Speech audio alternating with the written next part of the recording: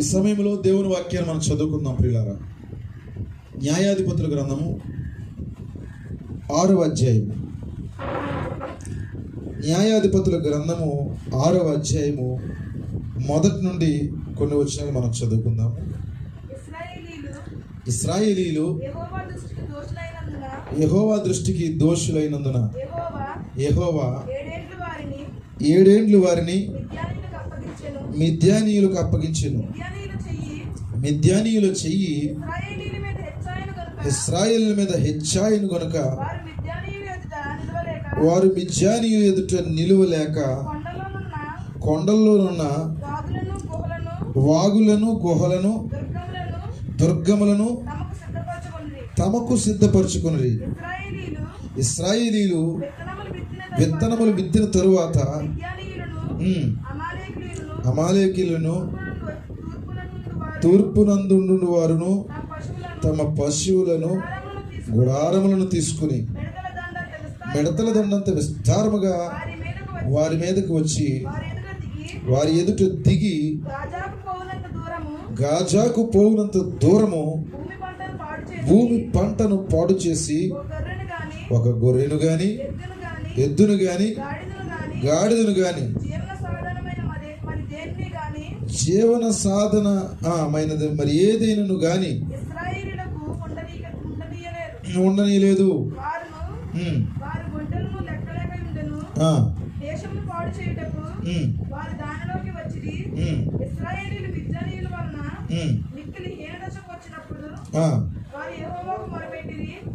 ఆ సమయం ఆ దగ్గరకు కొన్ని వచనాలు ముందుకి దాటిపోదాం. పోయిన వారం మనం ఎలాగ చదువుకున్నాం కదండి. 12వ వచనం చదవండి. 12వ వచనం నుంచి పరాక్రమ గల బలార్జుడా యెహోవా నీకు తోడై ఉన్నాడని అతనితో అనగా గిద్యోను చిత్తము నా ఏలినవాడా యెహోవా మాకు తోడైయుండని ఎడల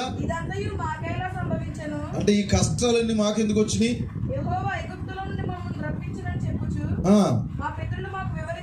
మాకు వివరించిన ఆయన అద్భుత కార్యములన్నీ ఏమాయను యెహోవా మమ్మల్ని విడిచిపెట్టి అతనితో చెప్పాను.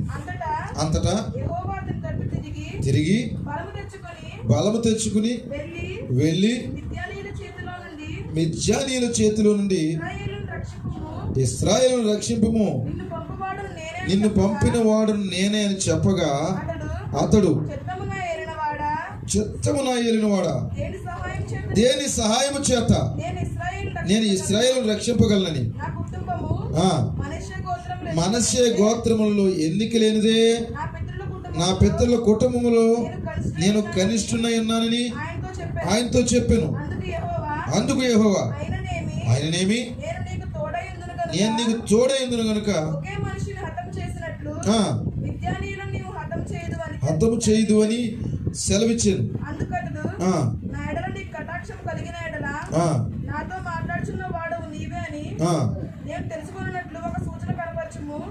నేను నీ ఎద్దుకు వచ్చి అర్పణం బయటకు తెచ్చి నీ సన్నిధిని దాన్ని పెట్టి వరకు ఇక్కడి నుండి వెళ్ళకుమి అని వేడుకొనగా ఆయన నీవు తిరిగి వచ్చే వరకు నేను ఉంచేదనను. అప్పుడు గిద్యోను లోపలికి పోయి ఒక మేక పిల్లను సిద్ధపరిచి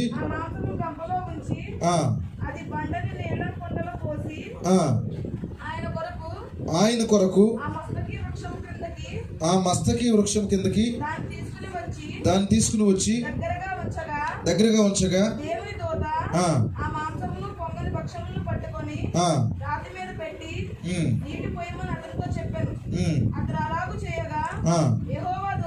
యెహోవా దూత చాపి కొనతో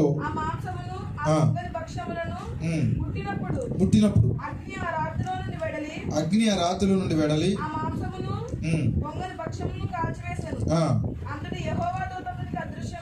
అదృశ్యమైన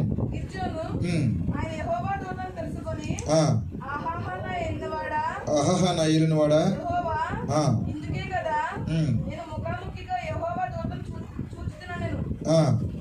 అప్పుడు యెహోవా నీకు సమాధానము భయపడకుము, నీవు చావని అతనితో సెలవిచ్చింది. అక్కడ గిద్యోను యెహోవా నామమును బలిపీఠము కట్టి దానికి యెహోవా సమాధానకర్త అని పేరు పెట్టెను. యెహోవా సమాధానకర్త అని పేరు పెట్టెను. దేవుడు తన పరిశుద్ధ వాక్యమును దీవించి మన వినికిడిలో ఆశీర్వదించునుగాక. చదవబడిన ఆయన వాక్యమునకు దేవుడు తన పరిశుద్ధాత్మను జత చేయునుగాక. మనం ప్రార్థన చేసుకుందాం ప్రియులారా. ప్రార్థన. నీదు కృపయే కార్యములెన్నో చేస్తున్నందున స్తోత్రము చెప్పి ఆరాధింతును. నీ స్తోత్రము చెప్పి ఆరాధింతును. ఇన్ని నాళ్ళు నా జీవితములో నమ్మదగిన నీదు కృపయే కార్యములెన్నో చేస్తున్నందున స్తోత్రము చెప్పి ఆరాధింతును. స్తోత్రము చెప్పి ఆరాధింతును. తూర్పుకి పడమర ఎంత దూరమో అంత దూర పరచిన దోషములన్నీ. తూర్పుకి పడమర ఎంత దూరమో అంత దూర పరచిన దోషములన్నీ. జాలి చూపిది నా తండ్రి వైతివే, జాలి చూపిది నా తండ్రి వైతివే. నీదు చేతిలో నన్ను దాచుకుంటివే, నీదు చేతిలో నన్ను దాచుకుంటివే. ఇన్ని నాళ్ళు నా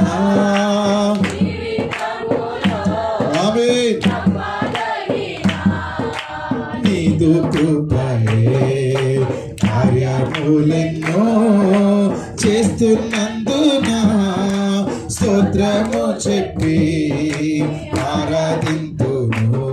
నే స్తోత్రము చెప్పి ఆరాధింతును. పక్షిరాజు యవ్వనము పొందునట్లుగా నూతన పరిచితిన అనుభవము. పక్షిరాజు యవ్వనము పొందినట్లుగా నూతన పరిచితిన అనుభవము. తృప్తి పొందేనే నా చిన్ని హృదయం, తృప్తి పొందేనే నా చిన్ని హృదయం. మేలు చేతనే నే నింపబడికి, నీ మేలు చేతనే నింపబడికి. ఇన్ని నాళ్ళు నా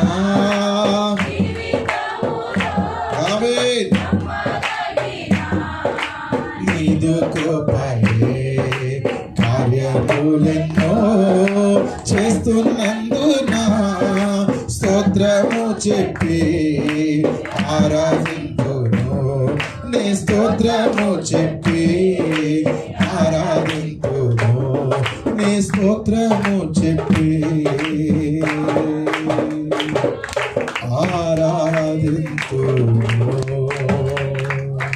హల్లెలూయా, హల్లెలూయా. దేవానికి స్తోత్రము నాయనా. ఇన్ని నాళ్ళు నా జీవితంలో ప్రభువా నీ కృప నాకు నమ్మదగినదిగా ఉన్నది ప్రభువా. నేను నమ్మదగిన వాడిగా లేకపోయినప్పటికీ నీ కృపే నన్ను నడిపించింది, నీ కృపే నన్ను కాపాడినది. నీకు స్తోత్రాలు చెల్లిస్తున్నాను, స్తోత్రాలు చెల్లిస్తున్నాను తండ్రి, స్తుతులు చెల్లిస్తున్నాను ప్రభువా. హల్లెలూయా, హల్లెలూయా, హల్లెలూయా, హల్లెలూయా. ఓ మహిమ నీకే స్తోత్రము తండ్రి. ప్రేమ నమ్మకం కలిగిన మా ప్రియపరలోకపు తండ్రి, పరిశుద్ధుడు అయిన మా యేసు ప్రభువా, మీ ఘనమైన పరిశుద్ధమైన నామానికి స్తోత్రాలు చెల్లిస్తున్నాను. ఇంతవరకు కూడా ప్రభువా నీ కృప ద్వారా నాయన నీ కనికరం ద్వారా పాడి నేను స్తుతించే భాగ్యాన్ని మాకు అనుగ్రహించారు. దేవా నీ పిల్లలను ఇచ్చిన దాంట్లో వారు కానుకలు అర్పించారు ప్రభువా. నిన్ను స్తుతించి ఆరాధన చేశాము దేవా. సమస్తాన్ని బట్టి నీకు వందనాలు చెల్లిస్తున్నాను తండ్రి. ఇదిగో ఇప్పుడు నీ సమయమైనది ప్రభువా, నువ్వు మాట్లాడే సమయమైనది ప్రభువా, నువ్వు రంగం మీదకి వచ్చే సమయమైనది ప్రభువా, నువ్వు ఖచ్చితంగా మాట్లాడమని ప్రార్థన చేస్తున్నాను తండ్రి. మీకే స్తోత్రాలు చెల్లిస్తున్నాను, మీకే స్తుతులు చెల్లిస్తున్నాను తండ్రి.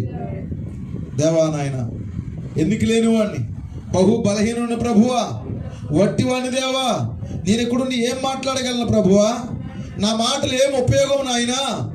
నీవు వచ్చి నాయన నీ ప్రజలతో మాట్లాడితే అది వారిని తృప్తిపరుస్తుంది, అది వారికి స్థానము చూపిస్తుంది ప్రభువా, వారి స్థానంలో అది నిలవబెడుతుంది ప్రభువా. దేవానికి వందనాలు చెల్లిస్తున్నాను. మా బలము శక్తితో కేవలం ఈ పేజీలు మాత్రమే తిరగగలవు, అదే మా జ్ఞానము. కానీ నీ వాక్యానికి నువ్వు సొంత అనువాదకుడువు. నీవు దేవా నీ ప్రజలను పోషించే దేవుడు తండ్రి, వాక్యము ద్వారా తృప్తిగా పోషించే దేవుడు ప్రభువా. దయచేసి రంగం మీదకి రానాయనా, నీ ప్రజలతో మాట్లాడు తండ్రి. కొద్దిసేపు నాయనను పక్కకు తప్పించు దేవా, నీవే సహాయం చేయండి. ఇక్కడ వ్యతిరేకంగా పనిచేయాలని చూస్తున్న ప్రతి చీకటును, దెయ్యపు శక్తులను, క్రీస్తు విరోధ ఆత్మలను ప్రభు అయిన యేసుక్రీస్తు నామములో బంధిస్తున్నాను. ఈ స్థలమును విడిచిపెట్టి వాటిని పొమ్మని ఆజ్ఞాపిస్తున్నాను.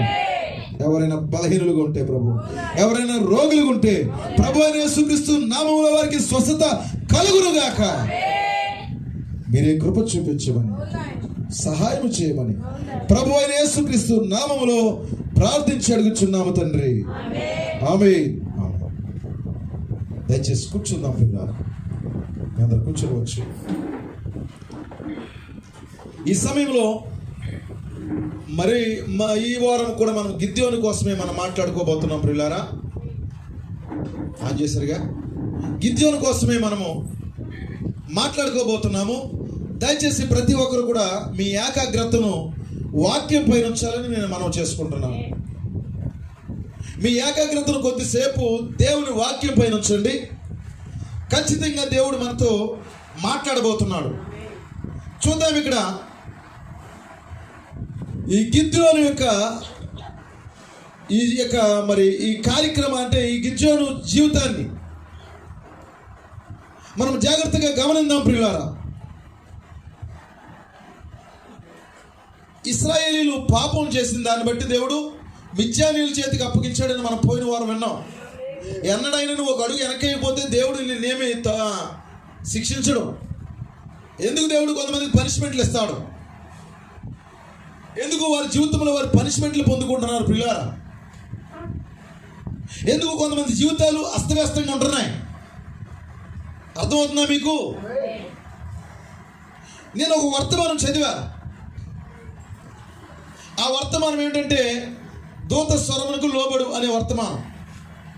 దయచేసి నన్ను ఎవరు అపార్థం చేసుకోవద్దు. నేను వర్తమానం మాట్లాడుతున్నాను, వాక్యం మాట్లాడుతున్నాను. ఒక చెవిటి తనముతో చెవిటి దెయ్యం ఒకటి పట్టుకుందంట. అంటే చెవుడు కూడా దెయ్యమేనా? చెప్పండి. ప్రతి వ్యాధి దెయ్యమే. వ్యాధికి దేవుడు కర్త కాడు. దేవుని పిల్లలారా, వ్యాధులు వస్తున్నాయంటే దెయ్యమే తీసుకొస్తుంది. ఇక్కడ చూద్దాము. చెవిటి దెయ్యం పట్టుకుని ఒక ఆమె ఇబ్బంది పడతా ఉన్నది. ప్రవక్త గారి దగ్గరకు వచ్చి ప్రార్థన చేయించుకోవడానికి వచ్చిందండి. ప్రార్థన చేయించుకోవడానికి వచ్చినప్పుడు ఆయన ప్రార్థన చేశాడు, అది వెళ్ళలేదు. వెళ్ళలేకపోతే ఇప్పుడు ఆమె కోసం మరలా ప్రార్థన చేస్తున్నాడు. ఆమె అంటుంది, ప్రార్థన చేశారు కదా తగ్గిపోద్దండి పాస్టర్ గారు అని అడిగింది. ఆయన చెయ్యాలి. ఎందుకంటే చెయ్యి ఒక సేవకుడు నీ పైన పెట్టినప్పటికీ ఆ చేతిలో ఏమీ లేదు. మానవ హస్తం వెనకాల దేవుని హస్తము తోడుగా లేకపోతే, ఆ గాయపడిన కలవరిలో గాయపడిన ఆయన హస్తము లేకపోతే స్వస్థత జరగదండి. నిజమేనా? ఈరోజు చాలామంది వారు స్వస్థపరిచేవారుగా, ఒక పాస్టర్లో ఏదో స్వస్థత వరం ఉన్నట్టుగా, అంటే వారే స్వస్థపరిచే ఆ రాఫాగా మారిపోతారండి. దేవుడు కనికరించకపోతే, దేవుడు స్వస్థపరచకపోతే 1000 సార్లు నేను ఎత్తి మీద చేయబెట్టి ప్రార్థన చేసినా స్వస్థత జరగదు అక్కడ. ఎంతమంది నమ్ముతున్నారు? ఒకవేళ ఒక పెద్ద పాస్టర్ వచ్చి చేసి ప్రార్థన చేసిన, అతడు స్వస్థత వరంగల దైవజనులను చెప్పుకున్నా, నేను ఫలానా ఫలానా సో అండ్ సో అని చెప్పుకున్నప్పటికీ కూడా దేవుడే స్వస్థపరచాలి. ఇప్పుడు ఆమె వచ్చింది, దేవుడు చెయ్యాలమ్మా, నేనేం చేయను అన్నాడు ఆయన. మరలా ఆమె కోసం వెళ్ళాడు ప్రవక్త, దేవుడిని అడుగుతున్నాడు. వెంటనే అక్కడ ఒక విషయం చూపించాడు దేవుడు అతనికి. ఇదిగో నీ 14వ ఏట నువ్వు బాలికగా ఉన్నప్పుడు ఇగో పొడవాటి వెంట్రుకలు దువ్వుకుని మరి ఒక చాలా స్టైలిష్గా కనపడే ఒక వ్యక్తిగా కనపడుతున్నావు. నాకు ప్రవక్తలు వెనక్కి చూడగలరా? ప్రవక్తలు జరిగిపోయిందని చూడగలరా? జరగబోయిందని చూడగలరా? హల్లెలూయా. ఆది కాండములో దేవుడు సృష్టిని చేస్తున్నప్పుడు మోషే అక్కడ ఉన్నాడా? సృష్టి చేస్తున్నప్పుడు మోషే అక్కడ లేడు. అంటే ఈ శరీరంలో ఉన్న మోషే, ఈ భౌతిక శరీరంలో ఉన్న ఈ మోషే లేడు అక్కడ. కానీ మరి ఆయన 6 దినాలు సృష్టి చేసి 7వ దినాన్ని విశ్రమించడం ఎలా చెప్పగలిగాడు? చూశాడు, అతను చూశాడు, వెనక జరిగిపోయిన కాలాన్ని చూశాడు. ఇప్పుడు అంటున్నాడు ప్రవక్త, ఇతరుడు ప్రవక్త కనుక అంటున్నాడు, నీ బాల్యంలో నువ్వు చాలా స్టైలిష్గా ఉన్నావు, నువ్వు ఒక వివాహం చేసుకున్నావు, ఆ తర్వాత అతన్ని విడిచిపెట్టేశావు, నువ్వు మరొక వ్యక్తిని వివాహం చేసుకున్నావు, ఆ తర్వాత నువ్వేమయ్యావంటే భక్తి జీవితంలో జారిపోయావు. నువ్వు క్రైస్తవురాలివే, నువ్వు ఒక క్రైస్తవ కుటుంబం నుంచి వచ్చిన దానివే, కానీ భక్తి మర్చిపోయావు, ఒక వెనక్కి జారిపోయిన స్థితిలో ఉన్నావు. నిజమే నా సహోదరిని అడిగాడు. ఏడవడం ప్రారంభించింది. నిజమేనండి, నేను ప్రారంభంలో చిన్నప్పుడు నేను చాలా భక్తి పరురాలుగా ఉండేదాన్ని, యథార్థంగా ఉండేదాన్ని, చాలా నమ్మకంగా ఉండేదాన్ని. కొంతమంది జీవితాలు దేవుని పిల్లలారా ప్రారంభంలో చాలా బాగుంటాయి, ఎంతో యథార్థంగా ఉంటారు, ఎందుకో ఎక్కడో పడిపోతారండి. ఎవరి ట్రాప్లోనో పడిపోయి వారి జీవితాన్ని సర్వనాశనం చేసుకుంటారు పిల్లారా. వెనక్కి జారిపోయి తమ జీవితాన్ని సర్వనాశనం చేసుకుంటారు. చిన్నప్పటి నుంచి వారు బైబిల్ చదివే వ్యక్తులు, ప్రార్థన చేసుకునే వ్యక్తులు, సండే స్కూల్లో బహుమతులు కూడా తెచ్చుకునే వ్యక్తులే. అలాంటి ఒక నమ్మకమైన పిల్లలు ఎప్పుడో ఎక్కడో ఎవరి ట్రాప్లోనే పడిపోయారు, పురుషులు కానివ్వండి, స్త్రీలు కానివ్వండి, అక్కడి నుంచి దేవునికి దూరం అయిపోయి దేవుని శిక్షలు అనుభవిస్తూ ఉంటారు. ఈవిడి పరిస్థితి అలాగే ఉందండి. అప్పుడు ఏమంటుంది, సేవకుడా నువ్వు చెప్పేది నిజము, నువ్వు చెప్పేది సత్యము. హల్లెలూయా. కొంతమంది తమ జీవితాలు దేవుని సన్నిధిలో కుమ్మరించుకోలేండి. వారు తమ బలహీనతల్ని ఒప్పుకోరండి. తమ బలహీనతల్ని ఒప్పుకోలేని కారణాన్ని బట్టి వారు స్వస్థపడరు. వెంటనే ఆమెకు ప్రార్థన చేశాడు. ఎప్పుడైతే తన తప్పును ఆమె ఒప్పుకున్నదో, అంటే హల్లెలూయా, ఎప్పుడైతే తన బలహీనత ఒప్పుకుందో ఆమె కోసం ప్రార్థన చేశాడు. ప్రవక్త నాకు ఆశ్చర్యం వేసింది, ఆమె పరిశుద్ధాత్మ బాప్తిసం పొందుకుందంట అక్కడ. దేవునికి మహిమ కలుగును గాక. హల్లెలూయా. నువ్వు వెనక్కి జారకుండా నిన్ను శిక్షించడు దేవుడు. ఎవరైనా బలహీనలు ఉంటే నీ బాల్య పాపాలు సహా నువ్వు దేవుని సన్నిధిలో ఒప్పుకో. ప్రవక్త అంటున్నాడు, నేను ఈ పులిపిడి దగ్గర దేవుడు బహిరంగంగా చెప్పక ముందే ఒప్పుకోండి. హల్లెలూయా. నువ్వెక్కడ జారిపోయావు, ఎక్కడ బలహీనమైపోయావు, ఎక్కడ కృంగిపోయావు, దేవునికి ఎక్కడ దూరం అయిపోయావు? కనీసం నీ చేతిలో బైబిల్ పట్టుకుని చదవలేని స్థితిలోకి వెళ్ళిపోయావు. కొంతకాలం కన్నీరు గార్చి మోకరించి ప్రార్థన చేసుకుని ఆ స్థితికి దూరం అయిపోయావు. ఏదో నిన్ను వెనక లాగింది. నువ్వు బలహీనమైన తర్వాత దేవుడు నిన్ను విడిచిపెట్టాడు. ఇక్కడ ఇశ్రాయేలు పరిస్థితి అలాగే జరిగిందండి. వారు దేవుని దృష్టికి దోషులైన కారణం చేత మిద్యానీయుల చేతికి అప్పగించాడు దేవుడు. కొన్ని మాటలు ఇక్కడ మనం జాగ్రత్తగా గమనిద్దాం ప్రియులారా. బైబిల్ వరుస క్రమంలో న్యాయాధిపతుల గ్రంథము ఎన్నోది? 7వది. చదవండి ఒకసారి. ఆది కాండము చూడండి, నిర్గమాకాండము, లేవియాకాండము, సంఖ్యాకాండము, ద్వితీయోపదేశకాండము, యెహోషువ, న్యాయాధిపతులు. ఎన్నో చాప్టర్ ఇది? సెవెంత్ చాప్టర్ ఇది. 7వ పుస్తకం ఇది బైబిల్లో. ఎంతమందికి అర్థమైంది? చిన్నగా మరి అందులో ఉన్నటువంటి చిన్న మాటలు మీతో తెలియజేయాలనుకున్నాను. చూడండి ప్రియమైన దేవుని పిల్లలారా,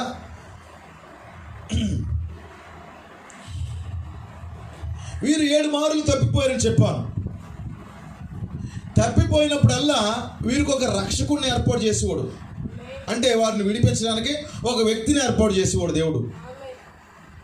ఈ 7 టైమ్స్ కూడా మరి 7 వ్యక్తులను అక్కడ మనం చూస్తాం ప్రియులారా. 7 సార్లు కూడా దేవుడు రక్షకుడిని పంపించాడు. దేవుని స్తోత్రం కలుగును గాక. వీరు ఫస్ట్ తప్పిపోయింది ఏ విషయంలో తెలుసండి? మ్యారేజ్ విషయంలోనే. వింటున్నారా? మ్యారేజ్ విషయంలో తప్పు చేశారు వాళ్ళు. చాలా జాగ్రత్తగా ఉండాలి. మ్యారేజ్ విషయంకి వచ్చేసరికి చాలా జాగ్రత్తగా ఉండాలండి. నేను అనేది వారు తెలిసి తెలియని జీవితంలో వారికి సంబంధం లేకుండా, వారి ప్రమేయం లేకుండా కొన్ని పొరపాట్లు జరుగుతాయండి కొంతమంది జీవితంలో. నేను అట్టి వారిని విమర్శించట్లేదు. కొంతమందికి ఒక అలవాటు ఉంటుందండి. ఏంటి? ఈరోజు ఒకరు చేసుకుంటారు, రేపొద్దున్న మళ్ళీ వాళ్ళు మార్చేస్తారు. తమ జీవితంలో మార్చుకుంటూ వెళ్తారు. ఒక స్త్రీతో తృప్తి పడ్డం ఎంతమందికి అర్థమవుతుంది? ఒక స్త్రీకి ఒక పురుషుని ఇచ్చాడు బైబిల్లో. నచ్చలేదని చెప్పేసి డైవర్స్ ఇచ్చాడు, నచ్చలేదు ఎంతమందిని చేసుకుంటాడు? ఒక స్త్రీ ఎంతమందిని వివాహం చేసుకుంటుంది?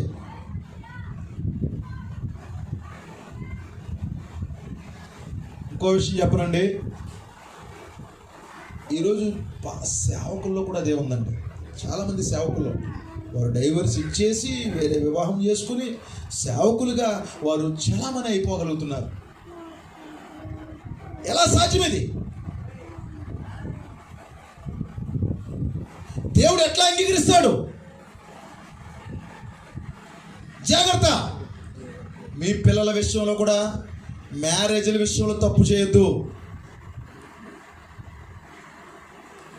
దేవుని స్తోత్రం కలుగును గాక. ఒక్కసారి వివాహం చేసుకున్న తర్వాత కష్టమో నష్టమో, ఒక్కసారి వివాహం చేసుకున్న తర్వాత బాధో ఏదో, ఇక తప్పనిసరిగా ఆ వివాహ బంధానికి కట్టుబడి ఉండాలి. అది వాక్యము. దేవుని స్తోత్రం కలుగును గాక.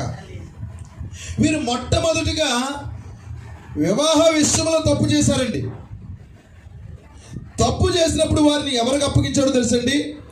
ఎందుకంటే వారు అన్యులతో వివాహాలు చేసుకోవడం, విగ్రహారాధన చేయడం, లోకంతో రాజీ పడడం, లోకం విషయంలో రాజీ పడడం వారు చేశారు దేవుని పిల్లలారా. అప్పుడు వారిని మెసొపొతేమియా వారికి అప్పగించాడంట దేవుడు. మెసొపొతేమియా అంటే అర్థం ఏంటి? బబులోను. మ్యారేజ్ విషయంలో ఎప్పుడైతే తప్పు జరిగిందో వారు బబులోనికి అప్పగించబడతారు. ఇప్పుడు నేను ఆత్మీయంగా చెప్తున్నాను, జాగ్రత్తగా వినండి. సంఘము లోకాన్ని వివాహం చేసుకోకూడదు, ఇటు క్రీస్తుని అటు లోకాన్ని వివాహం చేసుకోకూడదు. అప్పుడు ఏమవుతుంది? అక్కడ బబులోను గందరగోళం ఏర్పడుతుంది. దేవుని పిల్లలారా, బబులోనికి దేవుడు అప్పగిస్తాడు, మెసొపొతేమియాకు అప్పగించాడండి దేవుడు.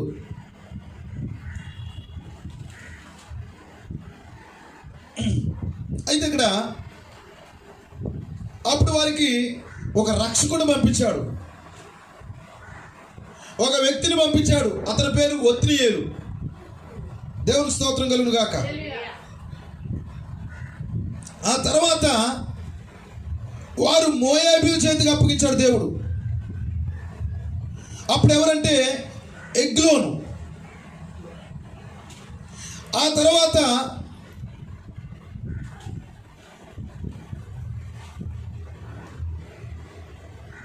యెహూదుని రక్షకుడుగా పంపించాడు దేవుడు. వారికి యెహూదును రక్షకుడుగా పంపించాడు.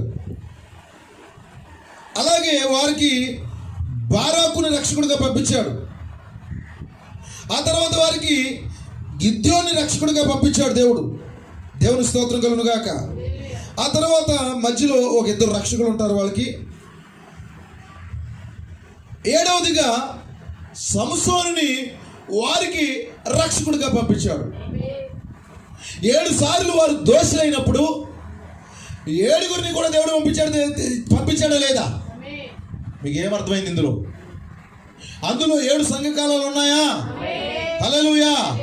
సంఘము అలాగే దూరం అయిపోతున్నప్పుడు, సంఘము వెనక్కి జారిపోతున్నప్పుడు మొట్టమొదటిగా దేవుడు పౌలుని పంపించాడు, ఐడెన్స్ని పంపించాడు, మార్టిన్ లూథర్ని పంపించాడు, జాన్ వెస్లీని పంపించాడు, కొలంబాని పంపించాడు, విలియం బ్రెనమ్ని పంపించాడు దేవుడు. హల్లెలూయా. ఒత్నియేలు అంటే అర్థం ఏంటో తెలుసండి? సింహము. ఒత్నియేలు అంటే సింహము. ప్రియమైన దేవుని పిల్లారా, ఈ యొక్క 7గురిలో కూడా వారి అర్థాలు కనుక మనం తీసుకుంటే, ఒకరి పేరు సింహము, అందులో ఒకరి పేరు దూడ. దేవుని స్తోత్రం కలుగును గాక. హల్లెలూయా. అందులో ఒకరి పేరు మరి ఐక్యము. ఐక్యం ఏంటి? మానవుడు. దేవుని స్తోత్రం కలుగును గాక. ఇప్పుడు గిద్యోని అంటే అర్థం ఏంటి? నరుకువాడు. హల్లెలూయా. ఖడ్గము, పక్షిరాజు. బైబిల్లోనన్నీ అక్కడ దేవుడు ఉంచాడు. ప్రియమైన దేవుని పిల్లారా, సమస్తము కూడా బైబిల్లోనే దాచబడ్డాయి. మీరు జాగ్రత్తగా గమనించగలిగితే, వారిని ఫిలిష్తీయులు వెళ్ళినప్పుడు దేవుడు చివరిగా సంసోన్ని పంపించాడు. 7 సార్లు వారు దోషులైపోయినప్పుడు 7 సార్లు కూడా దేవుడు వారికి రక్షకులను పంపించాడు. ప్రియులారా, హల్లెలూయా. ఇక్కడ చూద్దాం మనం. మొట్టమొదటిగా నువ్వు వెనక్కి జారకుండా కూడా దేవుడు నిన్నేమి కూడా ముట్టుకోడు, టచ్ చేయడు. దెయ్యానికి అప్పగించండి నిన్ను. చాలా బలహీనతలతోనూ చాలా సమస్యలతోనూ సతమతం అయిపోతున్నావు. కొంతమందికి ఈ రోజు వరకు కూడా ఆలోచన విధానం మారలా. వారి ఆలోచన పూర్తిగా వ్యభిచారం, వారి ఆలోచన పూర్తిగా తప్పుడు కార్యాలు. మరి సీనియారిటీ వచ్చే కొద్ది, మరి మెసేజ్లో ఈ వాక్యంలో వారు సీనియర్లు అయ్యే కొద్ది ఆ పాత విధానాలు పోవట్లేదు. అలాగే నువ్వు జీవించినంత కాలము నీవు ఏదో పరిస్థితికి అప్పగించబడతావు. జాగ్రత్త. ఇప్పుడే నువ్వు మారు మనసు పొందు. ఇది మిక్కిలి అనుకూల సమయము. దేవునికి స్తోత్రం కలుగును గాక. హల్లెలూయా. ఇప్పుడు 6-7 వచనంలోకి వచ్చేసరికి అక్కడ ఎవరు వచ్చారు అతనికి? ఇప్పుడు ఈ మిద్యానీయులు, అమాలేకీలు, ఫిలిష్తీయులు వీళ్ళందరూ వచ్చేసి పంట పండే సమయానికి గుడారాలు వేసేసుకుని, చెప్పానండి, ఏం వేసేసుకున్నారంట? గుడారాలు వేసేసుకున్నారంట. పంట వెళ్తే గుడారాలు, పశువులు ఒంట్లు తెచ్చేసుకుని ఏళ్ళ దగ్గర గుడారాలు వేసేసుకున్నారు. దెయ్యము నీ హృదయంలో గుడారం వేసుకునే దగ్గర నువ్వు ఎందుకుంటున్నా? మీకు అర్థమైందా? కొంతమందికి ఆ దెయ్యం వచ్చి గుడారం వేసుకున్నదన్న సంగతే కూడా అర్థం అవ్వట్లేదు. పాపం, దెయ్యం నీ లోపలికి వచ్చి గుడారం వేసుకుని తెస్ట వేసుకునే దగ్గర నువ్వు అక్కడే ఎందుకున్నావు అని అడుగుతున్నాను నేను. ఆ పాత విధానాలు మారవా?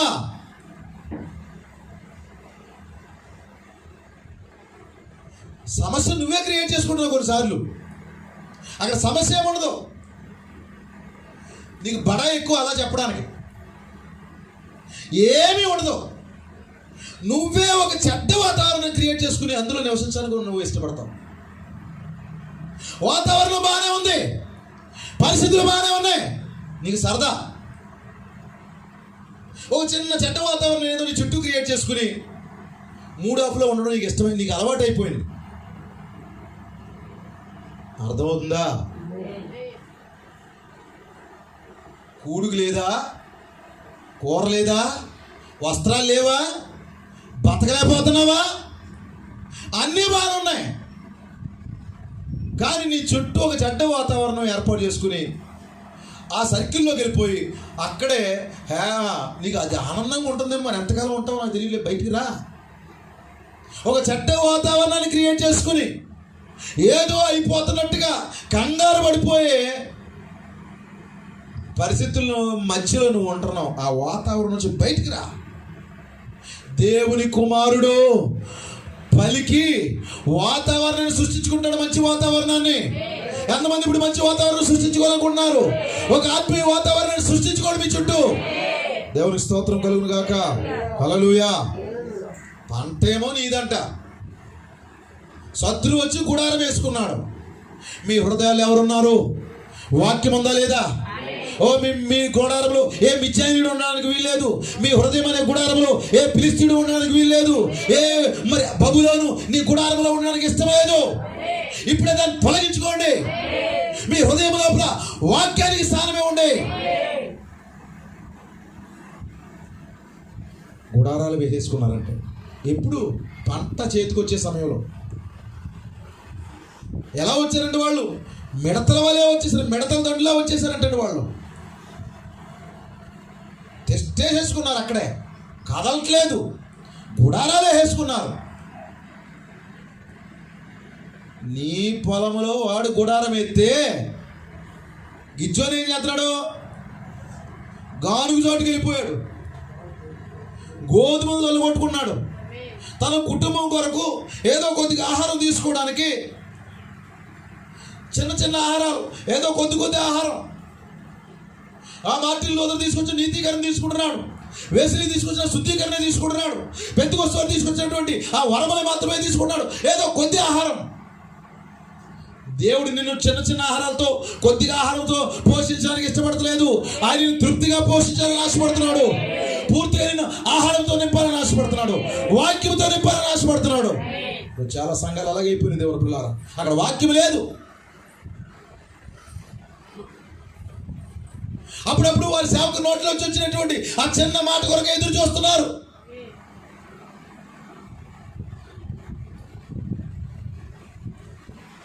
ఏవో డినామినేషన్ పుస్తకాలు చదువుకుని, ఏవో స్టోరీలు చదువుకుని ఆ స్టోరీల ద్వారా వారు ఇన్స్పిరేషన్ పొందుకుంటున్నారు. వాక్యం అంతా ఇక్కడే ఉంది. దేవుని స్తోత్రం కలుగును గాక. మెసేజ్ అంతా ఇక్కడే ఉంది, బైబిల్ నీ దగ్గర ఉంది. ఇవి పక్కన పెట్టి ఆ స్టోరీలు, ఈ స్టోరీలు ఏదో ఇన్స్పిరేషన్ అంతే. నేను తప్పు అనట్లేదు, కానీ పూర్తిగా వాక్యం వచ్చిన కాలంలో కూడా ఆ వాక్యము వినకుండా, ఎందుకంటే అక్కడ లేదు. చిన్న చిన్న వర్డ్స్ కోసం, చిన్న చిన్న మాటల కోసం, చిన్న కోటేదో చెబితే దాన్ని బట్టి అమ్మయ్య ఎడారి బతుకులు అయిపోయినాయి. చాలామంది నాలుక పీడ్చి కొట్టుకుపోతుంది. అప్పుడప్పుడు చొక్కేస్తాడంతే నాలుక మీద, అంతే. వారం అంతా ఇంకేమీ లేదండి. గిజ్జోని పరిస్థితి అలాగే ఉంది. ఆ ముందు ఉన్నటువంటి వర్తమానాలు ప్రజలు ఎలాగైతే మరి తీసుకున్నారో అలాగే ఇతరులు కూడా ఆ గానుగ చాటు ఉండి గోధుమలు తొలగొట్టుకుని పెద్ద గోధుమ చేయని అతను ఉంటుండగా ఫిలిష్తీయులు, మిద్యానీయులు అందరూ వచ్చేసి అతని చేలో తెస్ట వేసేసుకుంటే పారిపోయి ఎక్కడో దాక్కుని తన కుటుంబం కొరకు, పోషణ కొరకు గోధుమలు తొలగొడుతున్నాడంటే అప్పుడు దేవుడు ఎవరిని పంపించాడు? ప్రవక్తను పంపించాడు. ప్రవక్త తర్వాత ఎవరు వచ్చారు? బలిష్ఠుడైన దూత వచ్చాడు అక్కడికి. నిజమేనా? ఎంతమందికి అర్థమైంది? బలిష్ఠుడైన దూత వచ్చాడు అక్కడికి. వచ్చి ఏమన్నాడు చదవండి ఇప్పుడు. అరచేము యెహోవా దూత అతనికి కనబడి 12వ వచనం.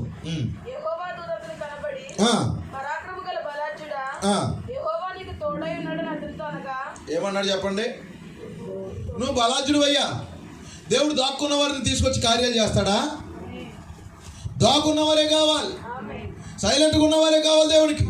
దాక్కున్న వారిని దేవుడు తీసుకొచ్చి బయటికి తీసుకొచ్చి కార్యాలు చేసే దేవుడు. చెట్లు చాటును దాక్కున్నటువంటి ఆదాము దేవుడు తీసుకొచ్చాడు. దాక్కున్న వారితో దేవుడు అద్భుతాలు సృష్టించగల దేవుడు ఆయన అంటున్నాడు. పరాక్రమ గల బలాచుడా. ఈ మాట చానాలకి విన్నాడండి అతను. నీ లోపల చాలా శక్తి ఉంది, నీ లోపల చాలా బలం ఉంది, నీ లోపల ఎత్తబడే విశ్వాసం ఉంది అని చానాలకి వింటున్నావు నువ్వు. పరాక్రమ గల బలాచుడు యెహోవా నీకు తోడై ఉన్నాడు అన్నాడు. చదవండి. అనగా గిద్యోను చిత్తమున ఏలినవాడా, యెహోవా గనుక మాకు తోడై ఉంటే ఇన్ని కష్టాలు మాకెందుకు వచ్చినాయి? చాలా మంది ప్రశ్న, దేవుడు మాకు తోడుకుంటే కష్టాలు ఎందుకు వస్తున్నాయండి? కష్టాలు ఉంటే దేవుడు తోడుగా రాలేనట్ట నీకేంటి? శ్రమలు వస్తే దేవుడికి తోడుగా లేనట్ట? అన్ని శ్రమలో దేవుడు నిన్ను విడిచిపెట్టినట్టు కాదు, అన్ని కష్టాలు దేవుడికి తోడుగా ఉన్నట్టు కూడా కాదు. జాగ్రత్తగా అర్థం చేసుకోలేదు. నువ్వు తప్పులు చేసి దేవుడు నేను శిక్షలకు అప్పచెప్తాడు. కొన్నిసార్లు దేవుడు నిన్ను పరిశోధిస్తాడు, పరీక్షిస్తాడు. ఈ రెండింటికి డిఫరెంట్ అర్థం చేసుకోవాలి సంఘం. కానీ ఇక్కడ ఏం జరిగింది? ఇప్పుడు పరాక్రమ గల బలాచుడా యెహోవా నీకు తోడై ఉన్నాడు అన్నాడు. అప్పుడు గిద్యోను చిత్తమున ఏలినవాడు యెహోవా మాకు తోడై ఉంటే ఆ అద్భుతాలన్నీ ఏమైనా అని అడిగాడు. చదవండి. యెహోవా ఐగుప్తులో నుండి మమ్మల్ని రప్పించినని చెప్పుచు పోయిన వారం ఎక్కడితోనే మనం ఆగిపోయాం. నిజమే, ఐగుప్తులోంచి దేవుడు తీసుకొచ్చాడు కదా మమ్మల్ని, ఇక్కడ మమ్మల్ని స్థాపించారు కదా. మరి దేవుడు చేస్తానన్న అద్భుతాలన్నీ ఏమైనాయి? తప్పు అయిందా? ఆయన అద్భుతాలు చేయలేడా? అందుకే నేను మాట చెప్తున్నాను, నీకు అద్భుతాలు జరగాలి, ఖచ్చితంగా కార్యాలు జరగాలి. మరి మిద్యానీయులు అమాలేకులు అందరూ వచ్చి గుడారం వేసుకునే దాకా ఎందుకుంటున్నావు? ప్రవక్త అంటాడు ఒక మాట ఏంటంటే, ఒక రైతు పొలం పండిస్తున్నప్పుడు, పంటను పండిస్తున్నప్పుడు ఆకాశం పైనుంచి పక్షులు ఎగిరిపోతూ ఉంటాయంటండి. ఆకాశం పైనుంచి పక్షులు ఎగిరిపోతూ ఉంటాయి. అలా పక్షులు ఎగరడం ఆ రైతు తప్పు అంటారా? తప్పు కాదండి. కానీ ఎప్పుడైతే ఆ పొలానికి వచ్చి అక్కడ రాలి గూడు కట్టేసుకున్నాయి అనుకోండి, అప్పుడు ఆ పంట అంతా అవి నాశనం చేసేస్తాయి.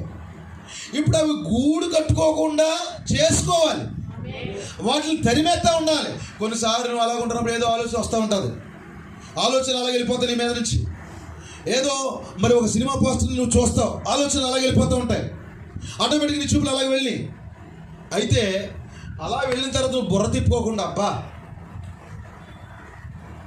నిజంగా ఎంత బాగుందో, ఎలాగుందో, ఇలా ఉంటే బాగుంది నా జీవితం అనుకుని అక్కడ గూడు కట్టేసుకుని చూడు, అది నీ ప్రాబ్లం.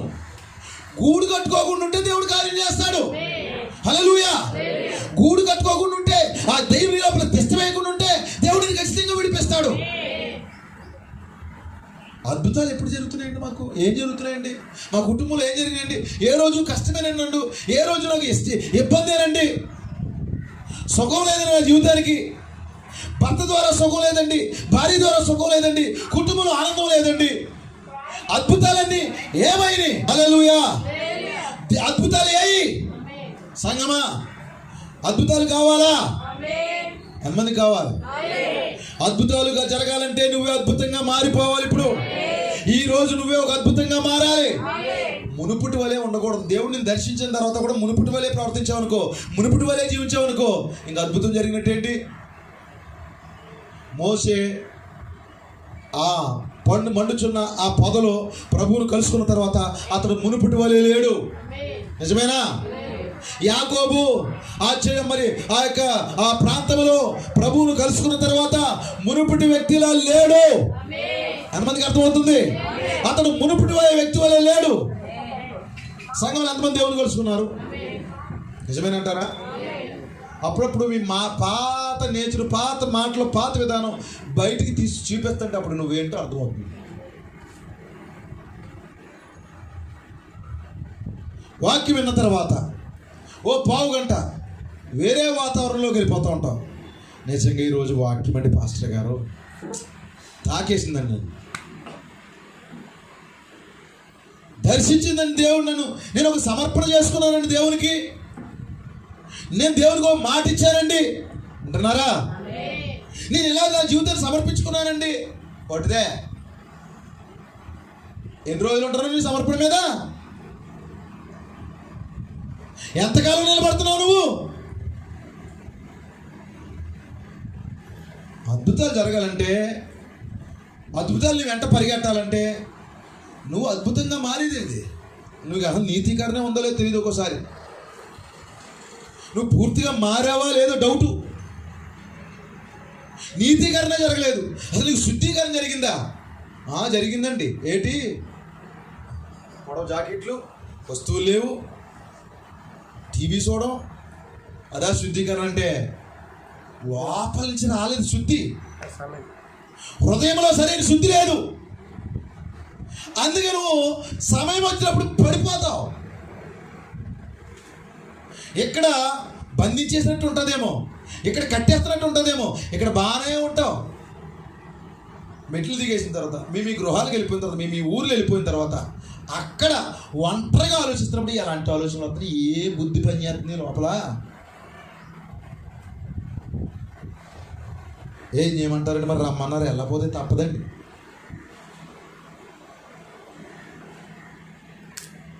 నాకు తెలిసి ఒక సహోదరి క్యాన్సర్ వ్యాధితో నా దగ్గరికి వచ్చిందండి.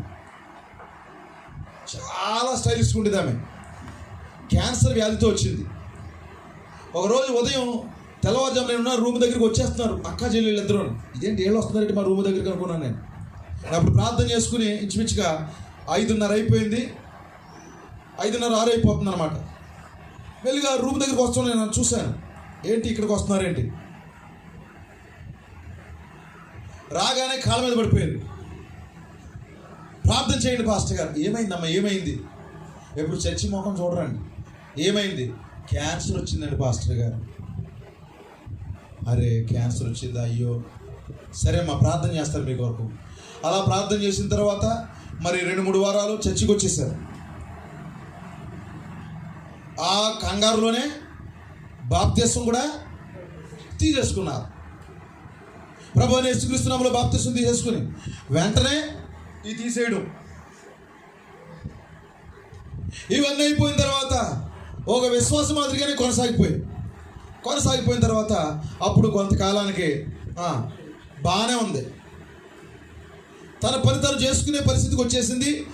ఆరోగ్యంగానే కనపడిన తర్వాత పాస్టర్ గారండి 2-3 వారాలు రావట్లేదు, కనపడతలేదు. సహోదరి కనపడతలేదేటి? ఈ సిస్టర్ రావట్లేదేటి? సిస్టర్ వేరే ప్రయత్నాల్లో ఉంది, బయటికి వెళ్తుందంట.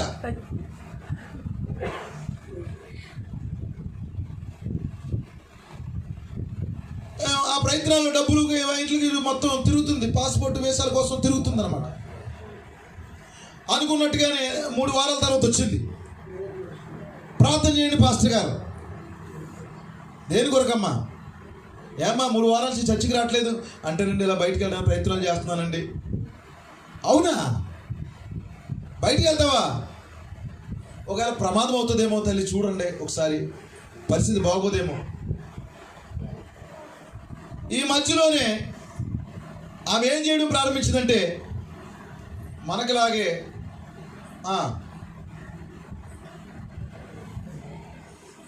ఒక వ్యక్తిని ఎన్నుకునే పరిస్థితి వచ్చింది. దేవుని స్తోత్రం కలుగును గాక. ఇప్పుడు వాళ్ళు పిలిచారు కూడా తిరగాలి. సహోదరి కూడా ఒకటి పట్టుకుని తిరుగుతుందన్నమాట. మీకు అర్థమవుతుంది లేండి, భాష నేను చెప్పక్కర్లేదు. దేవుని స్తోత్రం కలుగును గాక. క్రైస్తవులకి అక్కడ పని ఉందంటారా? క్రైస్తవులు అలా తిరగొచ్చా?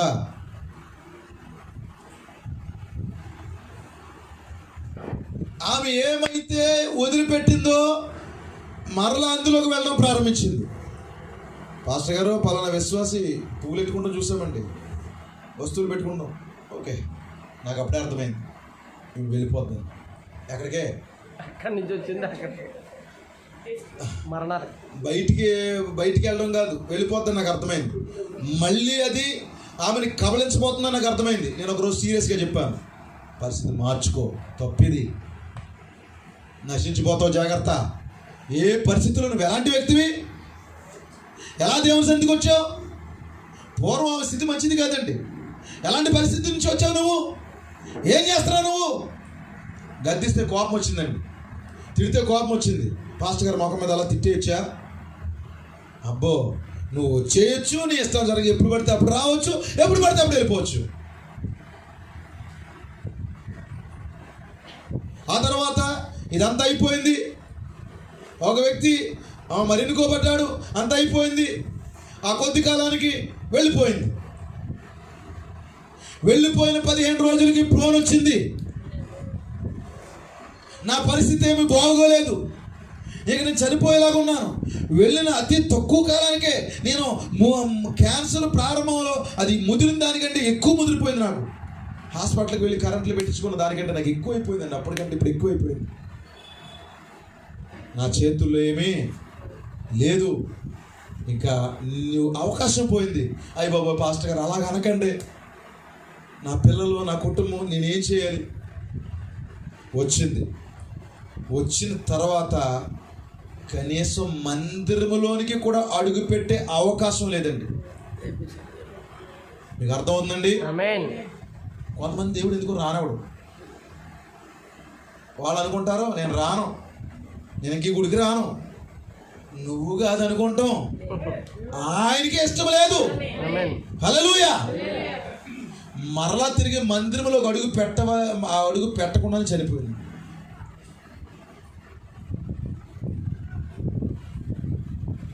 దేవునికి సమర్పించుకున్న సమర్పణలు ఏమవుతున్నాయి? ఇచ్చిన మాటలు ఏమవుతున్నాయి? నువ్వు ఇప్పుడు అద్భుతంగా మారకపోతే ఈరోజే ఇక నీ జీవితంలో ఏ అద్భుతం జరగదు. ఇప్పుడే ఉన్న పాటునే దేవునికి నీ జీవితాన్ని సమర్పించుకో. ఇక్కడ జరిగిన సంభాషణ జాగ్రత్తగా మనం చూద్దాం ప్రియులారా.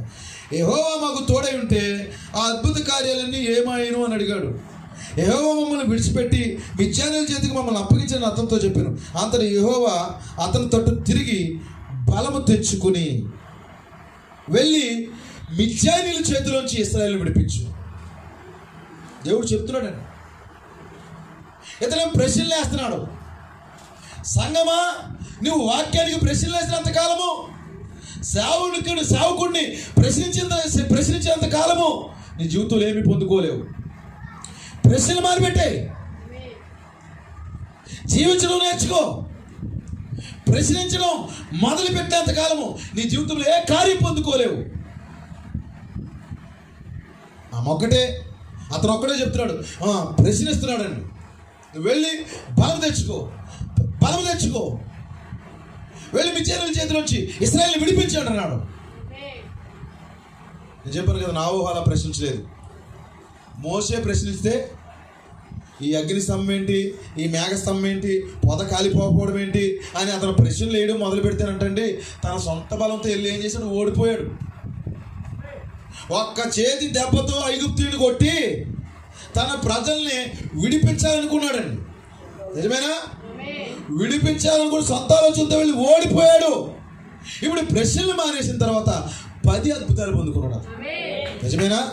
ప్రశ్నలు మానేస్తే నువ్వు ఖచ్చితంగా 10ని పొందుకుంటావు. హల్లెలూయా. అనుమానాలు తీసేసి నువ్వు దేవుని వాక్యానికి లోపడటం నేర్చుకో. ఇప్పుడు దేవుడు అన్నాడు, వెళ్ళు మిద్యానీయుల చేతుల నుంచి విడిపించు. హల్లెలూయా. నేను అపాయింట్ చేస్తున్నాను నిన్ను. నువ్వు పరలోకానికి అంబాసిడర్, నువ్వు రాయబారివు, నిన్ను పంపుతున్నాను. నువ్వు వెళ్ళవయ్యా పరలోకానికి, ఈ మనుషులకి, నాకు, మరి ఈ లోకానికి నువ్వు రాయబారివి. నువ్వు వెళ్ళి ప్రజలకి, నాకు రాయబారివి, నేను నిన్ను పంపిస్తున్నాను, వెళ్ళు. వెళ్ళమని చెప్తుంటే ప్రియమైన దేవుని పిల్లలు ఇంకా అనుమానం ఉందండి. అయితే మోషే మాత్రం వెళ్తున్నాడు. ప్రియమైన దేవుని పిల్లలు, మోషే వెళ్ళాడు. దేవుడు ఏమన్నాడు, నీ కర్ర కింద పడే అన్నాడంట. ఫస్ట్ ఏమన్నాడు చెప్పండి? కర్ర కింద పడే. ప్రవక్త అంటాడు, ఒక విధంగా నీవు ఏదైతే కలిగి ఉన్నది కింద పడే. నీ సొంత బలానికి కింద పడే, నీ జ్ఞానానికి కింద పడే, నీ తర్కానికి కింద పడే, నీ డిగ్రీ కింద పడే, నీ పిహెచ్డీలన్నీ కింద పడేస్తే అర్థమవుతాడు దేవుడు ఏంటో. నేను నాది, నా బలము, నా శక్తి అనుకున్నంత కాలం దేవుడు నీ పట్ల ఏమీ కార్యము చెయ్యడు. కొంచెం నీ చేతిలో ఉన్నది ఏదో కొంచెం కింద పడే. ఇప్పుడు గిజ్జోన్తో దేవుడు అంటాడు, చదవండి. అతడు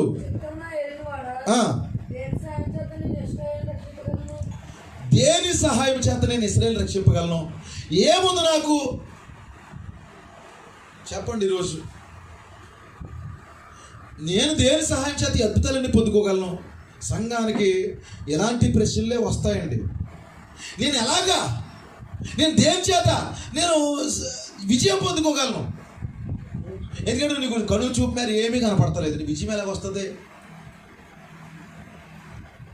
చూడండి, ఇశ్రాయేలు ప్రజలు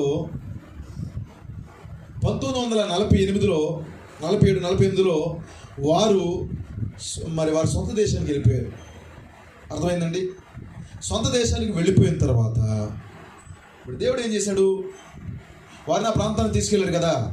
వారికి సైన్యం లేదు, వారికి సొంత కరెన్సీ లేదు, జాతీయ పతాకం లేదు. అప్పుడే కొత్తగా వారి దేశంలోకి వెళ్ళారు. ఇలాగ చుట్టూ ఉన్నటువంటి పాలస్తీనీలు అందరూ కూడా, జాగ్రత్తగా వింటున్నారా? హల్లెలూయా. పాలస్తీనీలు అందరూ కూడా ఏం చేశారంటే, వీళ్ళని దేశంలో ఉండనివ్వకూడదని చెప్పేసి, ఇశ్రాయేల్ అనేది ప్రపంచ పట్టం మీద ఉండకూడదని చెప్పేసి వారు యుద్ధానికి మోహరించారంట. యుద్ధానికి మోహరించిన తర్వాత వీరి చేతిలో ఆయుధాలు లేవు. ఇప్పుడు దేని చేత మేము యుద్ధం చేయించగలము? మీకు అర్థమవుతుందండి? యుద్ధం చేసేది నువ్వైతే దేని సహాయం చేత యుద్ధం చేయగలమని నువ్వు అనుకోవాలి. నిజమేనంటారా? కానీ దావీదులాగా ఉండాలి దేవుని పిల్లారా. హల్లెలూయా. ఆ దావీదు చిన్న ఒడిసెలు పట్టుకుని వచ్చాడండి. ఒడిసెలు పట్టుకుని ఏట్లోకి దిగాడండి. 5 రాళ్ళు ఏరాడు, అంటున్నాడు, యుద్ధము యెహోవాదే. హల్లెలూయా. యుద్ధము నాది కాదు, యుద్ధము యెహోవాదే. ఎంతమంది మీ యుద్ధాన్ని దేవుడికి అప్పగిస్తున్నారు? ఇప్పుడు ఈ రబ్బీ వారి దగ్గరికి వచ్చి అన్నాడు, ఒక్కసారి మీరు ఏం చేయాలనుకున్నారండి? మీ వాహనాల యొక్క సైలెన్సర్లు తీసేయండి అన్నాడు. వాహనాల యొక్క సైలెన్సర్ తీసేసి శబ్దం చేయండి అన్నాడు. వాహనాలు సైలెన్సర్ ఉన్నంతకాలం ఎలా ఉంటుంది? సౌండ్ అంటుంది. నిజమేనా? లేకపోతే అది ఎలా వస్తుంది?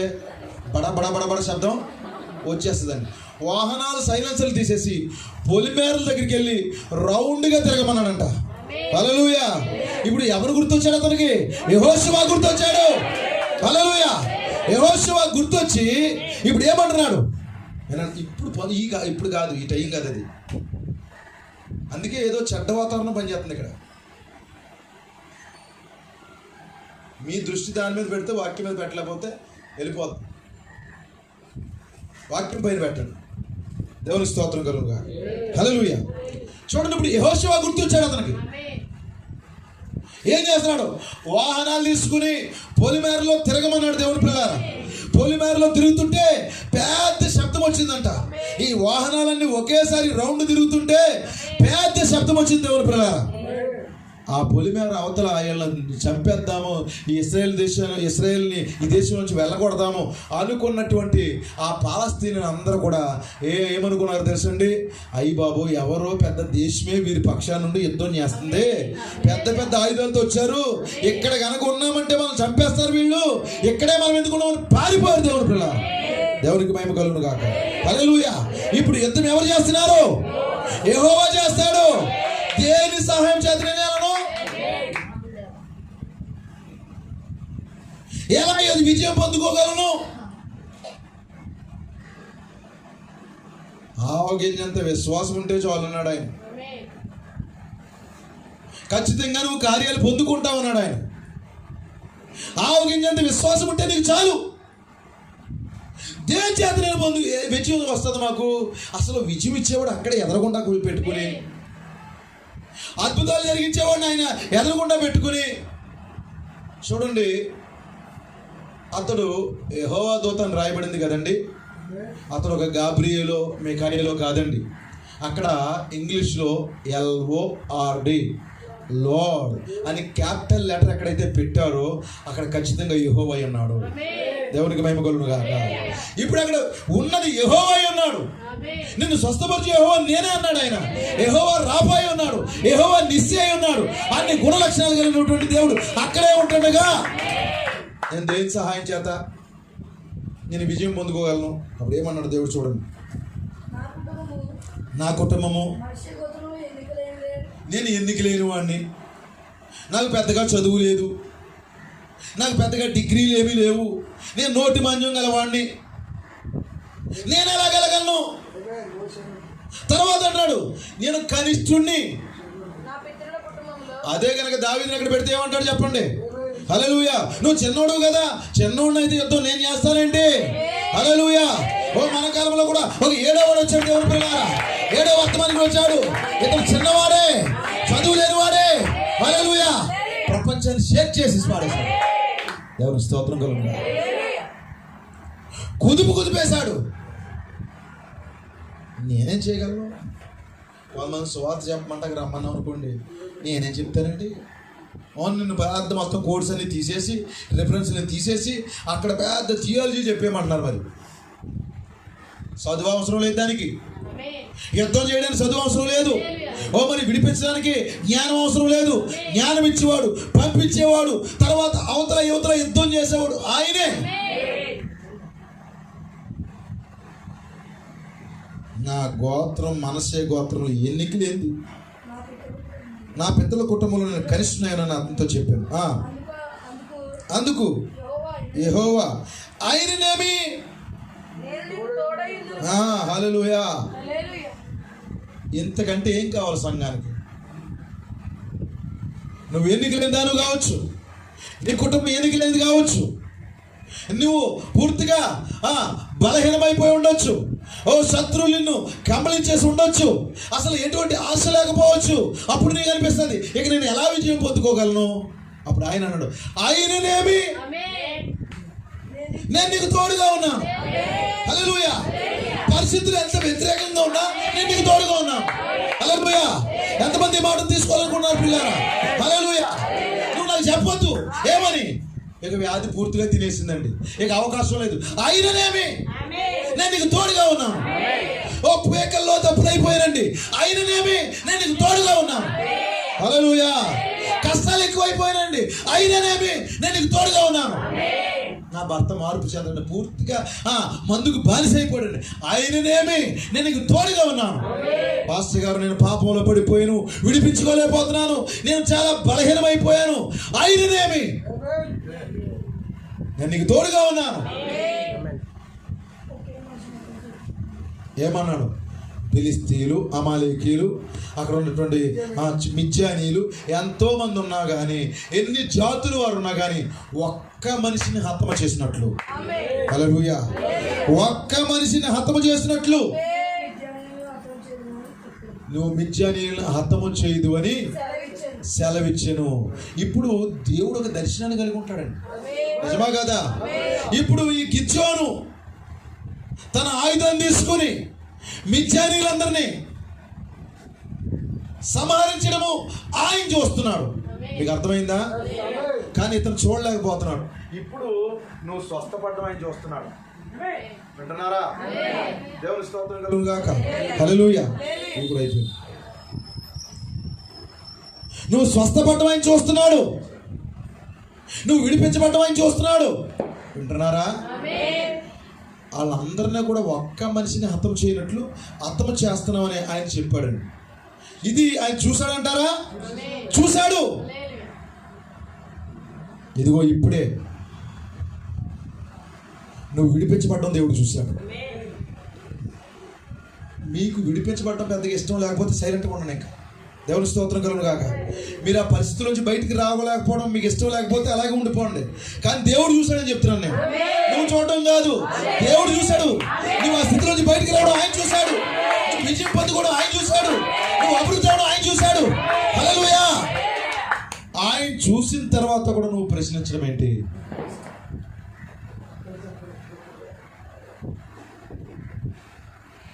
చాలామంది వారు దర్శనాలు చూస్తారండి, వారు కళలు చూస్తారండి.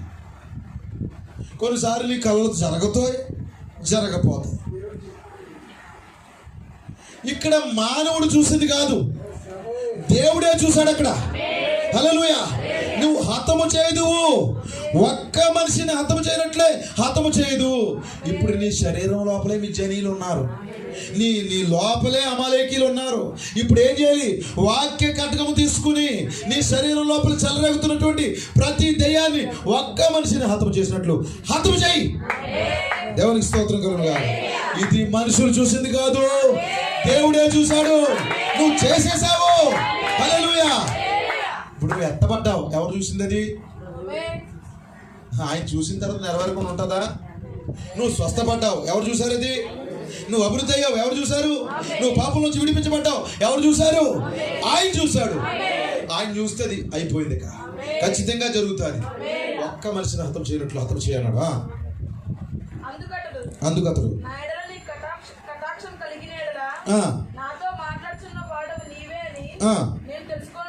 నేను తెలుసుకున్నట్లు. హల్లెలూయా. ఇతను ఏం అడుగుతున్నాడు చెప్పండి? ఒక సూచన అడుగుతున్నాడు దేవుని ప్రకారం. దేవుని స్తోత్రం కలుగును గాక. హల్లెలూయా. దేవుని స్తోత్రం కలుగును గాక.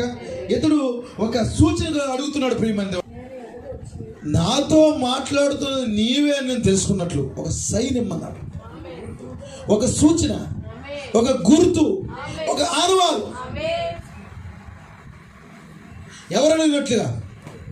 ఆహాబు అడిగినట్లుగా, క్షమించండి, రాహాబు అడిగినట్లుగా, ఎవరు అడిగినట్లుగా? తామారు అడిగినట్లుగా నాకు ఒక సూచన కావాలి. నీవే దేవుడు అయితే నాకు ఒక సూచన కావాలి ప్రభువా. నువ్వే ఆయన అయితే నాకు ఒక సూచన కావాలి. హల్లెలూయా. ఎక్కడే ఉండు, నేను వచ్చేంత వరకు ఎక్కడే ఉండు. ఎలాంటి ఒక మానవుడు దేవుణ్ణి ఆపడం? దేవుని పిల్లలారా, మీకు అర్థమవుతుందండి? ఒక మనిషి దేవుణ్ణి ఆపడము, మనిషి కొరకు దేవుడు ఆగిపోవడము. నేను వచ్చేంత వరకు నువ్వు ఇక్కడే ఉండు ప్రభువా. హల్లెలూయా.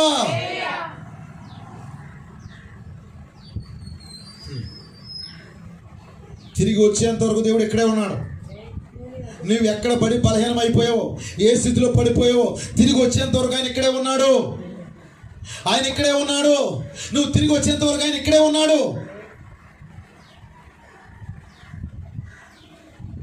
చరిత్రలో ప్రియమైన దేవుని పిల్లారా, ఒక మానవుడు అతడు ఏదో తీసుకొస్తాను, నువ్వు ఇక్కడే ఉండు అని అతన్ని ఆపడం.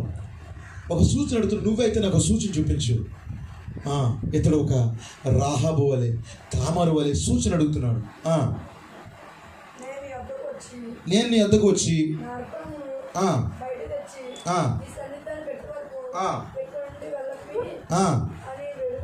వేడుకొనగా. హల్లెలూయా. నీ మనం ఆలకిస్తాడా లేదా దేవుడు? నీకు తిరిగి వచ్చేంత వరకు నేను ఇక్కడే ఉంటాను. ఇంకో కోణంలో మీతో మాట్లాడతాను దేవుని పిల్లలారా. నువ్వు బలహీనం అయిపోయావు అనుకోండి, తిరిగి వచ్చేంత వరకు ఆయన అక్కడ ఉన్నాడు. హల్లెలూయా. బలహీనుని బలహీనంగా ఉంచడం ఆయనకి ఇష్టం లేదండి. నువ్వు కుమారుడు అనుకోండి, నీ కుమార్తె అనుకోండి, వాళ్ళు తిరిగి వచ్చేంత వరకు నువ్వు ఉంటావా లేదా? ఎదురు చూస్తావా లేదా? హల్లెలూయా. తప్పిపోయిన కుమారుడు తిరిగి వచ్చేంత వరకు ఉన్నాడా లేదా? ఎదురు చూస్తున్నాడు. ఆ సింహాసనం మీద నుంచి ఆ తండ్రి అలాగే ఎదురు చూస్తున్నాడు. హల్లెలూయా. కుమారుడు వచ్చేంత వరకు ఎదురు చూస్తున్నాడు. సహోదరి, రామల్లా తిరిగి నీ మోకాళ్ళ జీవితంలోకి వచ్చేంత వరకు ఎదురు చూస్తాడు దేవుడు. నీ కన్నీటి ప్రార్థనలోకి వచ్చేంత వరకు ఆయన ఇక్కడే ఉన్నాడు, ఎదురు చూస్తున్నాడు. దేవుని స్తోత్రం కలుగును గాక. మరి నువ్వు తిరిగి పోగొట్టుకున్నటువంటి ఆనందం అంతా తిరిగి మరలా తెచ్చుకునేంత వరకు ఆయన ఇక్కడే ఉన్నాడు. అందుకే మన ప్రవక్త చెప్పిన మాట ఏంటి? Jesus is here. యేసు ఇక్కడ ఉన్నాడు. హల్లెలూయా. ఏం తీసుకొస్తావు తీసుకురా, ఎలాంటి అర్పణతో వస్తావు తీసుకురా, ఎలాంటి సమర్పణతో వస్తావు రా మళ్ళా. దేవునికి మహిమ కలుగును గాక. ఇదిగో నేను కన్నీటి ప్రార్థనతో రావాలనుకున్నాను పాస్టర్ గారు. తిరిగి మరలా నేను సమర్పించుకోవాలనుకుంటున్నాను. ఆ మునుపటి ప్రార్థన జీవితము, ఆ మునుపటి మోకాళ్ళ జీవితము, మునుపటి భక్తి జీవితాన్ని నేను కలిగి ఉండాలనుకుంటున్నాను. ఏం తీసుకొస్తావో తీసుకురా. ఇప్పుడు గిజ్జోలు వెళ్ళుకొని రాజకీయాలు తీసుకోవాలి రాలేదు సంఘానికి. గిజ్జోలు వెళ్ళుకొని గొడవలు తీసుకురాలేదు సంఘానికి. అంటున్నారా? ఆమేన్. గిజ్జోను వెళ్ళి ఏదేదో తీసుకురావలేదండి, అక్కర్లేని విషయాలన్నీ ఇక్కడికి తీసుకురాలేదండి. కొన్నిసార్లు నేను అంటున్నాను, దైవజనుడి దగ్గరికి ఏ విషయాలతో వస్తావు? ఉపయోగపడే విషయాలతోనే వస్తున్నావా? నీ ఆత్మకు కానీ, సంఘానికి కానీ, నాకు కానీ నువ్వు చెబుతున్న మాట్లాడుతున్న విషయాలు ఏమైనా ఉపయోగమా? ఏ విషయాలతో వస్తున్నావు నువ్వు?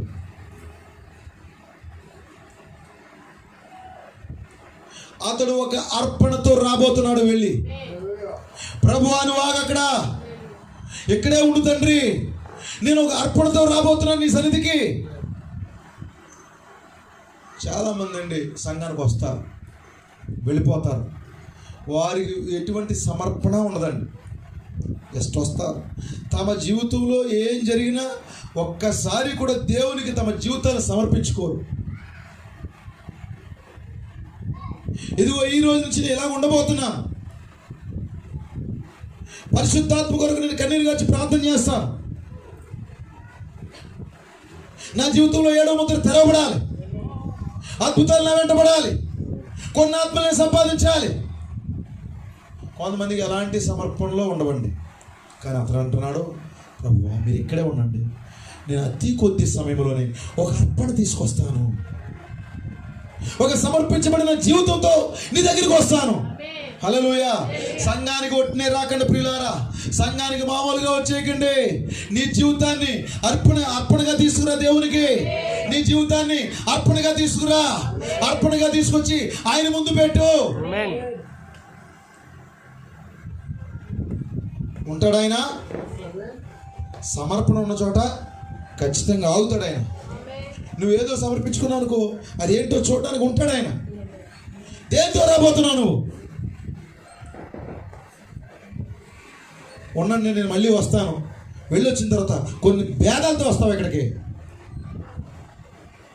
వెళ్ళొచ్చిన తర్వాత కొంత గందరగోళంతో వస్తావా? దేవుని ఇక్కడే పెట్టి ఆయన నీ కొరకు ఎదురు చూసినందుకు, ఇన్ని సంవత్సరాలు నీ కొరకు ఇక్కడ ఎదురు చూసినందుకు నువ్వు అన్నావు, ఏమన్నావు? నీతో ఉంటాను ప్రభువా, నీ కొరకు ఉంటాను ప్రభువా, నా జీవితం సమర్పించుకుంటాను ప్రభువా అంటే దేవుడు 6 సంవత్సరాలుగా 7వ సంవత్సరం అడుగు పెట్టాము, ఇక్కడే ఉన్నాడు ఆయన. నీ కూడా తిరుగుతున్నాడు, నీతో ఉన్నాడు ఆయన. ఏదో ఇస్తామని ఉన్నాడు ఆయన, ఏదో నీ జీవితాన్ని ఇస్తామని ఉన్నాడు ఆయన. ఏమి ఇవ్వబోతున్నావు? దెబ్బ కొట్టున్నావు దేవుణ్ణి? ఏమి ఇవ్వబోతున్నావు? దేంతో వస్తున్నావు దేవుని సన్నిధికి? తిరిగి వెళ్ళి ఇక్కడే ఉండు ప్రభు అని చెప్పి ఎలాంటి విషయాలతో దేవుని సంఘానికి నువ్వు రావాలనుకుంటున్నావు? ఈరోజు చాలా మంది వెళ్ళిపోయి వేటితో వస్తున్నారు?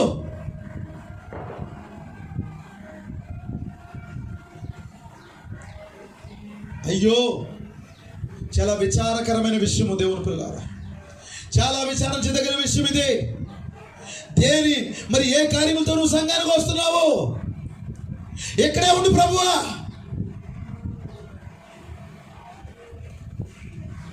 ఆయన నేను ఉన్నాను, వెళ్ళిపోతాను అంటే ఏడుస్తావు. నా కుటుంబం దేవుడు విడిచిపెట్టేస్తాడా? నా జీవితం దేవుడు విడిచిపెట్టేస్తాడా? నన్ను విడిచిపెట్టేస్తాడు దేవుడు? ఆ ప్రభువా నా గృహంలో ఉండవా, ఇక్కడ ఉండవా? సరే ఉంటా, ఐ వెయిట్ ఫర్ యూ. నీ కొరకు నేను ఎదురు చూస్తాను. ఎలాంటి అద్భుతమైన విషయంతో నువ్వు వస్తావు నేను చూస్తాను. మెల్లిగా పైకెక్కు, నీ రాష్ట్ర నిస్పృహతో వస్తాను. ఏం పట్టుకొచ్చావు దేవుని సన్నిధికి? ఏం తీసుకెళ్తున్నావు నువ్వు గృహానికి? ఆయన ఎదురు చూస్తున్నాడు. ఇక్కడ నువ్వేదో తీసుకొస్తావని ఆయన ఎదురు చూస్తున్నాడు. ఆయన ఏదో డబ్బులు తీసుకొస్తామని, అర్పణలు తీసుకొస్తామని, కానుకలు తీసుకొస్తామని వాటి కొరకు ఎదురు చూడట్లేదు దేవుడు. అలాంటి వాటి కొరకు ఎదురు చూడట్లేదు. ఏదో సంథింగ్ నీ దగ్గర నుంచి పొందుకోవాలని ఎదురు చూస్తున్నాడు ఆయన. ఏదో పొందుకోవాలని నీ కొరకు ఎదురు చూస్తున్నాడు. ఎలాంటి కార్యాలతో రాబోతున్నావు? ఇప్పుడు నువ్వు ఇక్కడికి వచ్చావు కదా, నీ హృదయం ఏం పట్టుకొచ్చావు ఇక్కడికి? హృదయం ఏముంది? నీ హృదయంలో ఉన్నది ఏమున్నది? ఏం కుమ్మరించావు ఇక్కడ? ప్రభువా ప్రభువా వెళ్ళక ప్రభువా, ఇక్కడే ఉండు ప్రభువా, నేను మరలా వస్తాను, వెంటనే వస్తాను. ఉండు ప్రభువా. సరేలే వెళ్ళు, దేంతో రాబోతున్నాను, ఇక్కడే ఉంటాను. సంగమా, దేవుని ప్రజలారా, దేవుని పిల్లలారా, ఆయన ఇక్కడే ఉన్నాడు. నువ్వు అడిగినందుకు ఆయన వెళ్ళలేదు. ఎప్పటి నుంచి ఉన్నాడు ఆయన నీ దగ్గర? ఎప్పటి నుంచి వర్తమానంలోకి వచ్చావు? నీకు కనీసం 6 సంవత్సరాల వర్తమానంలో ఉండొచ్చు, నువ్వు 5 సంవత్సరాల వర్తమానంలో ఉండొచ్చు, నువ్వు ఇప్పుడు 10 సంవత్సరాలు ఉండొచ్చు, నువ్వు 15 ఏళ్ళు ఉండొచ్చు, 20 సంవత్సరాలుగా ఆయన పాదాలు పట్టుకుని ఉండు ప్రభు, ఉండు ప్రభు, ఉండు ప్రభు అంటున్నావు. ఉంటున్నాడు ఆయన. ఉన్నప్పుడల్లా గందరగోళం తీసుకొస్తావు, ఉన్నప్పుడల్లా గొడవ తెచ్చుకుంటావు, ఉన్నప్పుడల్లా ఒక భేదం తెచ్చుకుంటావు, ఉన్నప్పుడల్లా నీ పాత స్వభావం తీసుకొచ్చి ఆయన దగ్గర పెడతావు. ఎట్లా సార్? ఎలా ఉంటాడు ఆయన? ఎలా నేను దీవించాలనుకుంటాడు ఆయన? వెళ్ళిపోకండి, దయచేసి వెళ్ళొద్దే తండ్రి. నగరంలోనే అతి ఘోరమైన పాపైన వర్తమానంలోనండి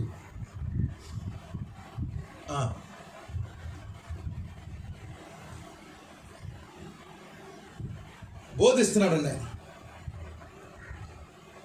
ఆయన రావాలి రావాలి రావాలని కోరుకుంటారంటండి.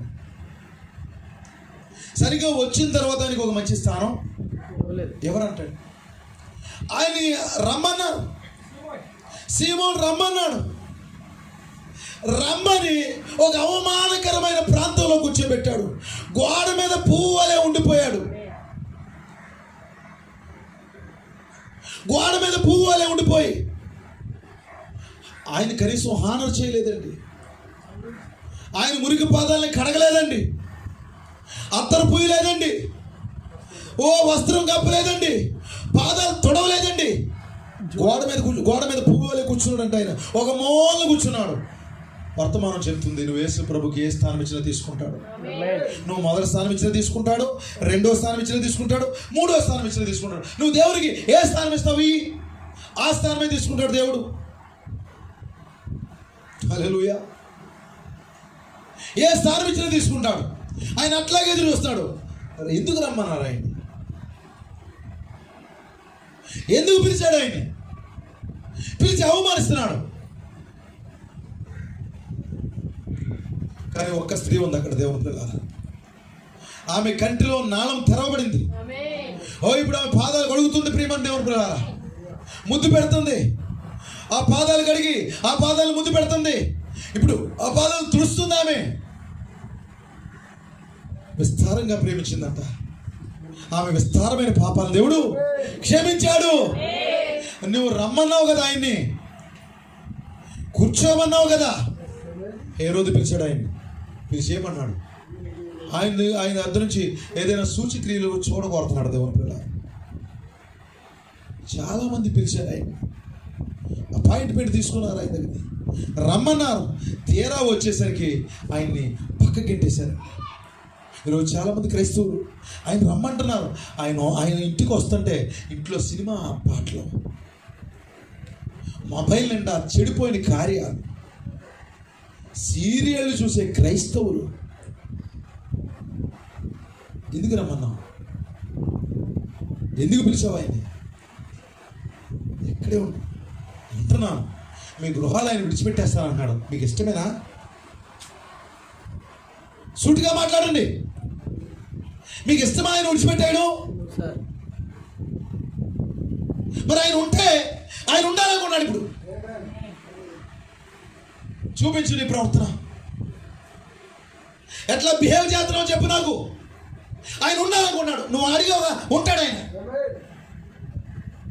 ఎవ్రీ పర్సన్ దగ్గర ఆయన ఉంటాడు. ఆయన హల్లెలూయా. ప్రతి ఒక్కరి దగ్గర ఉంటాడు ఆయన. నెక్స్ట్ నువ్వేంటి అలా ప్రదర్శించాలనుకున్నావు నీ జీవితాన్ని? పరిశుద్ధాత్మ పౌరం కదండి అది, నిజమేనా? పౌరానికి చిన్న డిస్టర్బెన్స్ కుదురుతుంది అంటారా? అది చిన్న గందరగోళమును ఎగిరిపోద్ది. ఎన్నోసార్లు నీ గందరగోళ పరిస్థితిని బట్టి దేవుని దూరం చేసుకుంటున్నావు. నువ్వే అడిగో, ఉండు ప్రభువా,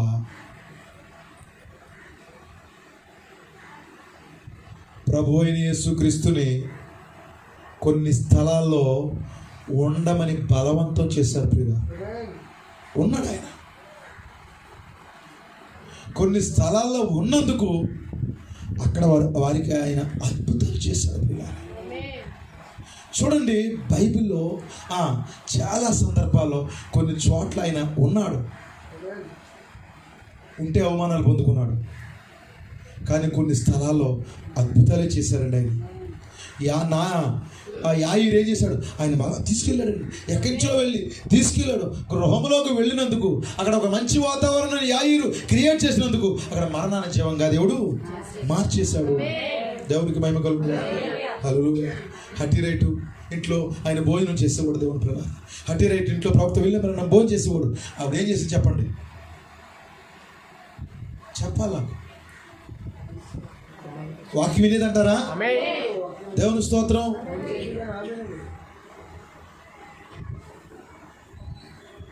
వాక్యం వినేదా లేకపోతే ఇంకా ఎలాగన్నా చేసేదా? దేవుని స్తోత్రం కలుగు. మహిమ. ఆయన ఎక్కడున్నా ఈవిడ వంటగదిలో ఉండి ఆ మాటలు వినేదంటండి. వాక్యం వచ్చినప్పుడు అండి దగ్గరగంట వచ్చి, సోదరుడా ఇది సత్యము, మీరు బోధించేది అక్షరాల సత్యము. దేవునికి మహిమ. హల్లెలూయా. మరి నీ పరిస్థితి ఏంటి?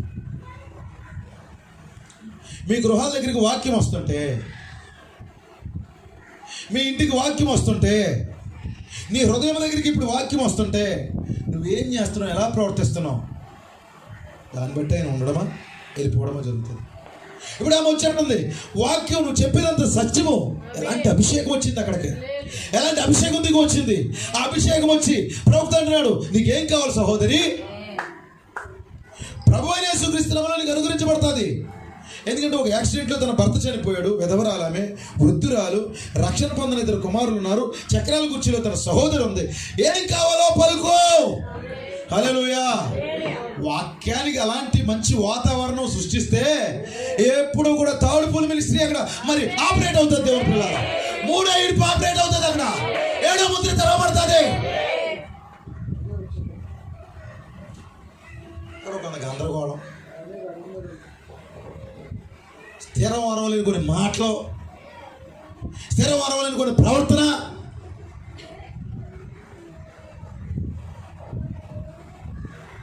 అక్కడ ఏదో మరి పరిశుద్ధాత్మ వ్యతిరేకమైన కొన్ని ఆలోచనలు, కార్యాలు జరుగుతుంటే 3వ ఇడుపు ఆపరేట్ అవుతుందా? వారి కొరకు 6వ ముద్ర తెరవబడుతుంది. ఏంటది 6వ ముద్ర? శ్రమలు. గిచ్చోంతో అంటున్నాడు, ఇక్కడే ఉండు, ఇక్కడే ఉంటాను. ఏం తీసుకొస్తావు తీసుకురా. ఇప్పుడు గిచ్చోని ఏం చేశాడు చెప్పండి, చదవండి స్పీడ్గా. అప్పుడు గిచ్చోను లోపలికి పోయి ఒక మేకపిల్లను తూమెడు పిండితో పొంగని భక్ష్యమును సిద్ధపరిచి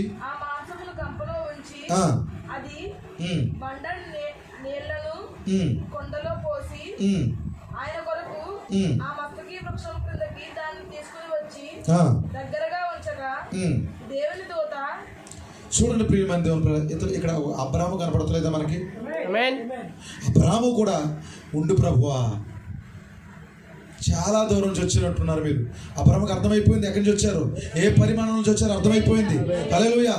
2 దూతలు, ఒక ఆయన దేవుడు అక్కడే ఉన్నారు. అబ్రాహాము ఏమన్నాడు, నీ దాసుని మీద ఈ కటాక్షం ఉంటే ఇక్కడి నుంచి వెళ్ళొద్దు, నేను ఆహారం సిద్ధపరిచాను. పనివాడికి అప్పచెప్పేశాడు. అక్కడ ఒక పనివాడు వెళ్ళాడు, ఒక దూడను సిద్ధపరిచేశాడు, ఆహారం తీసుకొచ్చేసాడు.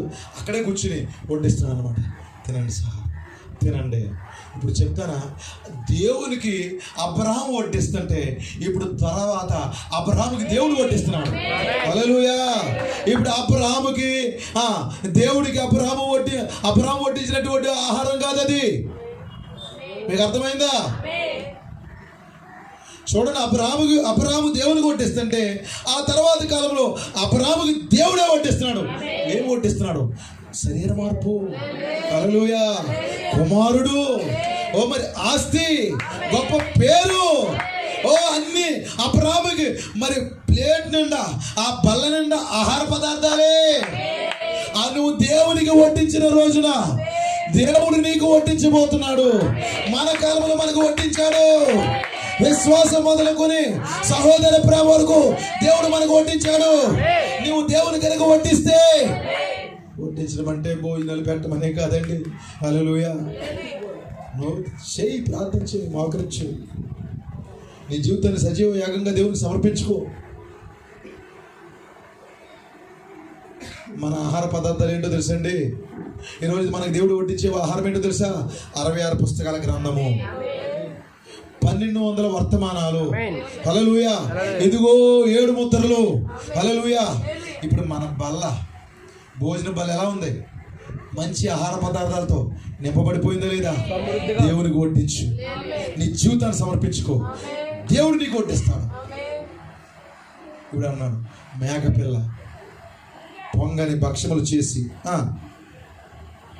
ఒక మేకపిల్లని తీసుకొచ్చాడు, పిండిని తీసుకున్నాడు, పొంగని భక్షములు పరిచి, తూమిడి పిండితో పొంగని భక్షములు చేసి ఆ మాంసమును గంపలో ఉంచి, అది వండని నీళ్ల కుండలో పోసి, అది వండిన నీళ్ల కుండలో పోసి ఆయన కొరకు ఆ మస్తకి వృక్షము కిందకు దాన్ని తీసుకుని వచ్చి దగ్గరగా ఉంచగా దేవుని దూత ఎక్కడ పెట్టాడంట? మస్తకి వృక్షం దగ్గర దేవునికి దగ్గరగా పెట్టాడంటండి. ఆయన ఎక్కడో పెట్టి, తీసుకో, నా జీవితం తీసుకో, నువ్వు ఇటు చూస్తా అటేంటి? దేవునికి అత్యంత దగ్గరగా వచ్చాడు అతను. నువ్వేదైనా ఆయన దగ్గర కంటే తీసుకురా. తీసుకుంటావా ప్రభువా? లోతు భార్య ముందుకు పరిగెడుతుందంట, వెనక చూస్తుందంట. కప్పాత్మదే. నువ్వు ఆయన నీ జీవితాన్ని ఆయన దగ్గర కంటే పెట్టు. ఎంత దగ్గరగా పెట్టాలి? ఆయన పాదాల దగ్గర పెట్టు. హల్లెలూయా. నువ్వేదైనా అర్పణ తీసుకొచ్చినప్పుడు ఆయన పాదాల దగ్గర పెట్టు. ఖచ్చితంగా దేవుడు నీ పట్ల కార్యం చేస్తాడు. పాదాల దగ్గర పెట్టు. దగ్గరగా తీసుకొచ్చి పెట్టాడు.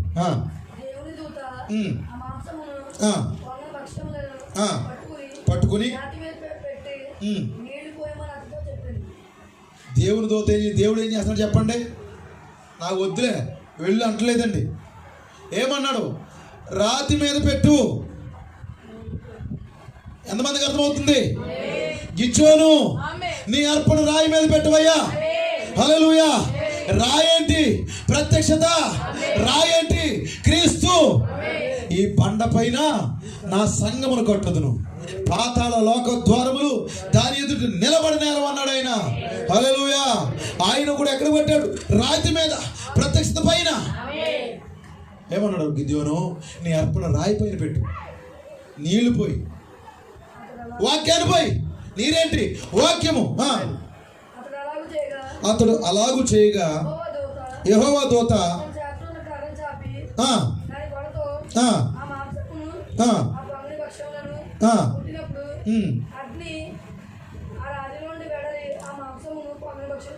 దేవునికి మహిమ కలుగును గాక. ఓ ఎంత ఆశ్చర్యము దేవుని పిల్లలారా. ఓ ఇప్పుడు ఆ దేవుని దూత, ఆ దేవుడు ఆహార పదార్థాలు తాగుతున్నాడు.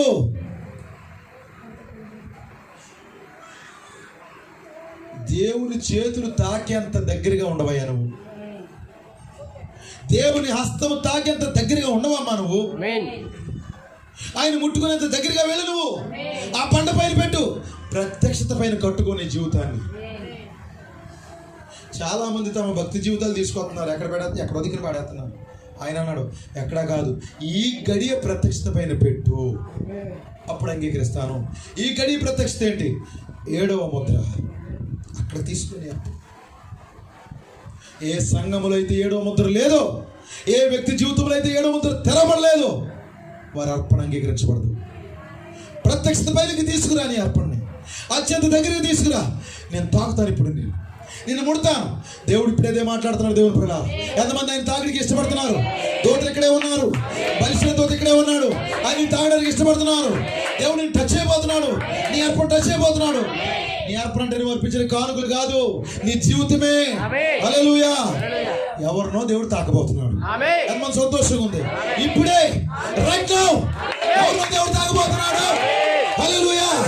నీ అర్పణ బండ పైన పెట్టు, ఆయనకి దగ్గరగా రా. నిన్ను ముడతానన్నాడు ఆయన, నేను తాగుతానన్నాడు. అగ్ని వచ్చి కాల్ చేసిందంటే మన కాలంలో కూడా అగ్ని శ్రమ వచ్చిందా లేదా? హల్లెలూయా. అగ్ని శ్రమ దిగి వచ్చిందా లేదా? హల్లెలూయా. ఓ అగ్ని శ్రమం నీ అర్పణ నీ జీవితాన్ని కాల్చినట్లుగా, దాన్ని అంగీకరించాలి. కాల్చడం అంటే అంగీకరించినట్లుగా అత్యంత దగ్గరగా ఆయనకి దగ్గరికి రాను. దేవునికి మహిమ కలుగును గాక. చదవండి.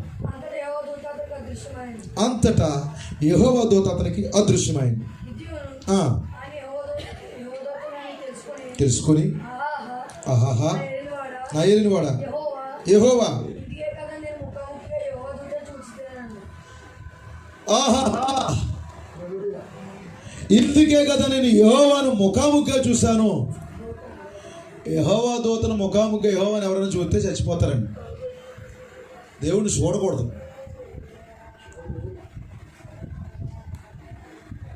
ఇప్పుడు ఆయన థియోఫనీలో వచ్చాడు అక్కడికి. వాక్య దేహములో ఆయన ప్రత్యక్షమయ్యాడు అక్కడ. ఇప్పుడు ఇతను అనుకున్నాడు ఇక చనిపోతానేమో. ఎప్పుడైతే బలిష్ఠుడైన దూత దిగు వచ్చాడో, నిజమేనంటారా? బలిష్ఠుడైన దూత దిగి వచ్చిన తర్వాత వర్తమానం ఏం బోధించాడు? 1963 ఆయన దిగి వచ్చిన తర్వాత చదవండి. ఇప్పుడు చదవండి. అప్పుడు యెహోవా ఏమన్నాడు చెప్పండి? షాలోమ్. ఎప్పుడైతే 7వ ముద్ర తెరవబడిందో సంఘానికి ఏం చెప్పాడు? షాలోమ్. ముద్ర తెరవబడిన తర్వాత వర్తమానం ఏంటి? షాలోమ్. ఇప్పుడు బలిష్ఠుడైన దూతను ఇవి గిజ్జోను కలుసుకున్న తర్వాత అతని వర్తమానం ఏమిటి? షాలోమ్. నీకు సమాధానం కలుగును గాక, భయపడకము. ఈ వర్తమానం కలిగిన వాళ్ళు ఏంటి చెప్పండి?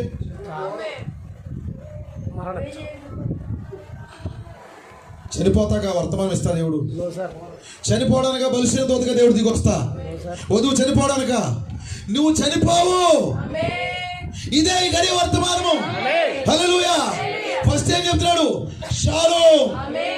తర్వాత కొన్ని వర్తమానాలు చెప్పాడండి. ఏంటి? ఎత్తబాటు, ర్యాప్చరు, పరలోక పెండ్లి కుమారుడు, భూలోక పెండ్లి కుమార్తె, భవిష్య గృహం. ఇంకేంటి వర్తమానాలు? అప్పుడు వింటిని, ఇప్పుడు చూస్తున్నాను. హల్లెలూయా. ఏమన్నాడు? ఫస్ట్ వచ్చి నీకు సమాధానం కలుగును గాక, షాలోమ్ చెప్పాడు. తర్వాత ఏమన్నాడు? నువ్వు చావవు. ఇప్పుడు కూడా మనకి ఒక వర్తమానం వచ్చింది. ఇక ఎప్పటికీ మరణము రుచి చూడనటువంటి ఒక జీవితం దేవుడు ఇవ్వబోతున్నాడని ఒక వర్తమానాన్ని ప్రవక్త తీసుకొచ్చాడు. 6 సంఘకాలంలో ఉన్న ప్రజలు చనిపోతారు, కానీ 7వ సంఘకాలంలో ఉన్నటువంటి ఈ ప్రజలు కనిష్ఠుడంట. మనస్సే కుటుంబంలో ఎవరంటే ఇతను కనిష్ఠుడు అంటే లాస్టోడికి మరణం లేదు. ఈ చివరి ఆఖరిలో వచ్చినటువంటి వధువుకి మరణం లేదు. గిజ్జోను నువ్వు చావవు. వధువా నువ్వు చావవు. హల్లెలూయా. ఎందుకంటే నిన్ను చంపడానికి కదా దిగి వస్తా. నిన్ను చంపడానికి కదా 7వ ముద్ర ఇస్తా. నువ్వు జీవించే వర్తమానం ఇది. అప్పుడు యెహోవా నామమున అతడు బలిపీఠం కట్టాడు. ఇంకా చాలా విషయాలు మనం ముందుకు వెళ్ళాలి, సమయము లేదు. దేవుని చిత్తమైతే మరలా కొన్ని సంగతులు మీ దగ్గరికి తీసుకొస్తాను. నేను ఈరోజు ఈ గిజ్జోను చాప్టర్లో ప్రాథమిక విషయాలే చెప్పాను మీతో. ఈ గిజ్జోను తీసుకుని మీతో నేను ప్రాథమిక విషయాలే మాట్లాడాను. దేవుని పిల్లారా, ఖచ్చితంగా మీ అర్పణ బండపైకి తీసుకురండి. ఆయన అక్కడ ఉంటున్నాడు. ఏం తీసుకొస్తావు తీసుకురా. ఆయన ముట్టుకుంటున్నాడు నీ అర్పణని. నిన్ను తాకే వర్తమానం ఇది. నిన్ను ఆయన చేతులతో తాకే వర్తమానం ఇది. తాకితే నీకేంటి సమాధానము? ఆయనను తాకగానే నువ్వు మరణించవు, నువ్వు చావయ్యా. ఇప్పుడు వధువుతో అదే చెప్పబోతున్నాడు దేవుడు. వధువు నువ్వు మరణించవు. ఎందుకంటే ఈ వర్తమానంలో ఇక మరణం లేదు. ఒక దినాన ఏదో ఒక దినాన 6 నుంచి 9 లోపల ఎత్తపాటు జరగబోతుంది. అప్పుడు ఈ వధువు మరణమే రుచి చూడకుండా సమాధికి, పాతాళానికి గుడ్ బై చెప్పేసి, బాయ్ చెప్పేసి అవతల గట్టులో ఉండబోతుంది. ఆమేన్. అందుకొరకే యెహోవా దూత దిగొచ్చాడు, అందుకొరకే బలిష్యం దూత దిగొచ్చాడు. ఆ బలిష్యం దూత దిగొచ్చి నీకు అత్యంత సమీపంగా వచ్చి నువ్వు అర్పించిన ఆరాధన అంగీకరించి ఆయనకి షాలోం చెప్పి ఇక మరణించమని చెప్పి ఆయన వెళ్ళిపోయాడు. ఆమేన్. God bless you. వధువు నువ్వు చావు, దేవుడు మనం దీవించును గాక. షాలోం షాలోం షాలోం. ప్రార్థన చేసుకున్నాం పిల్లలు, ప్రార్థన చేద్దాం.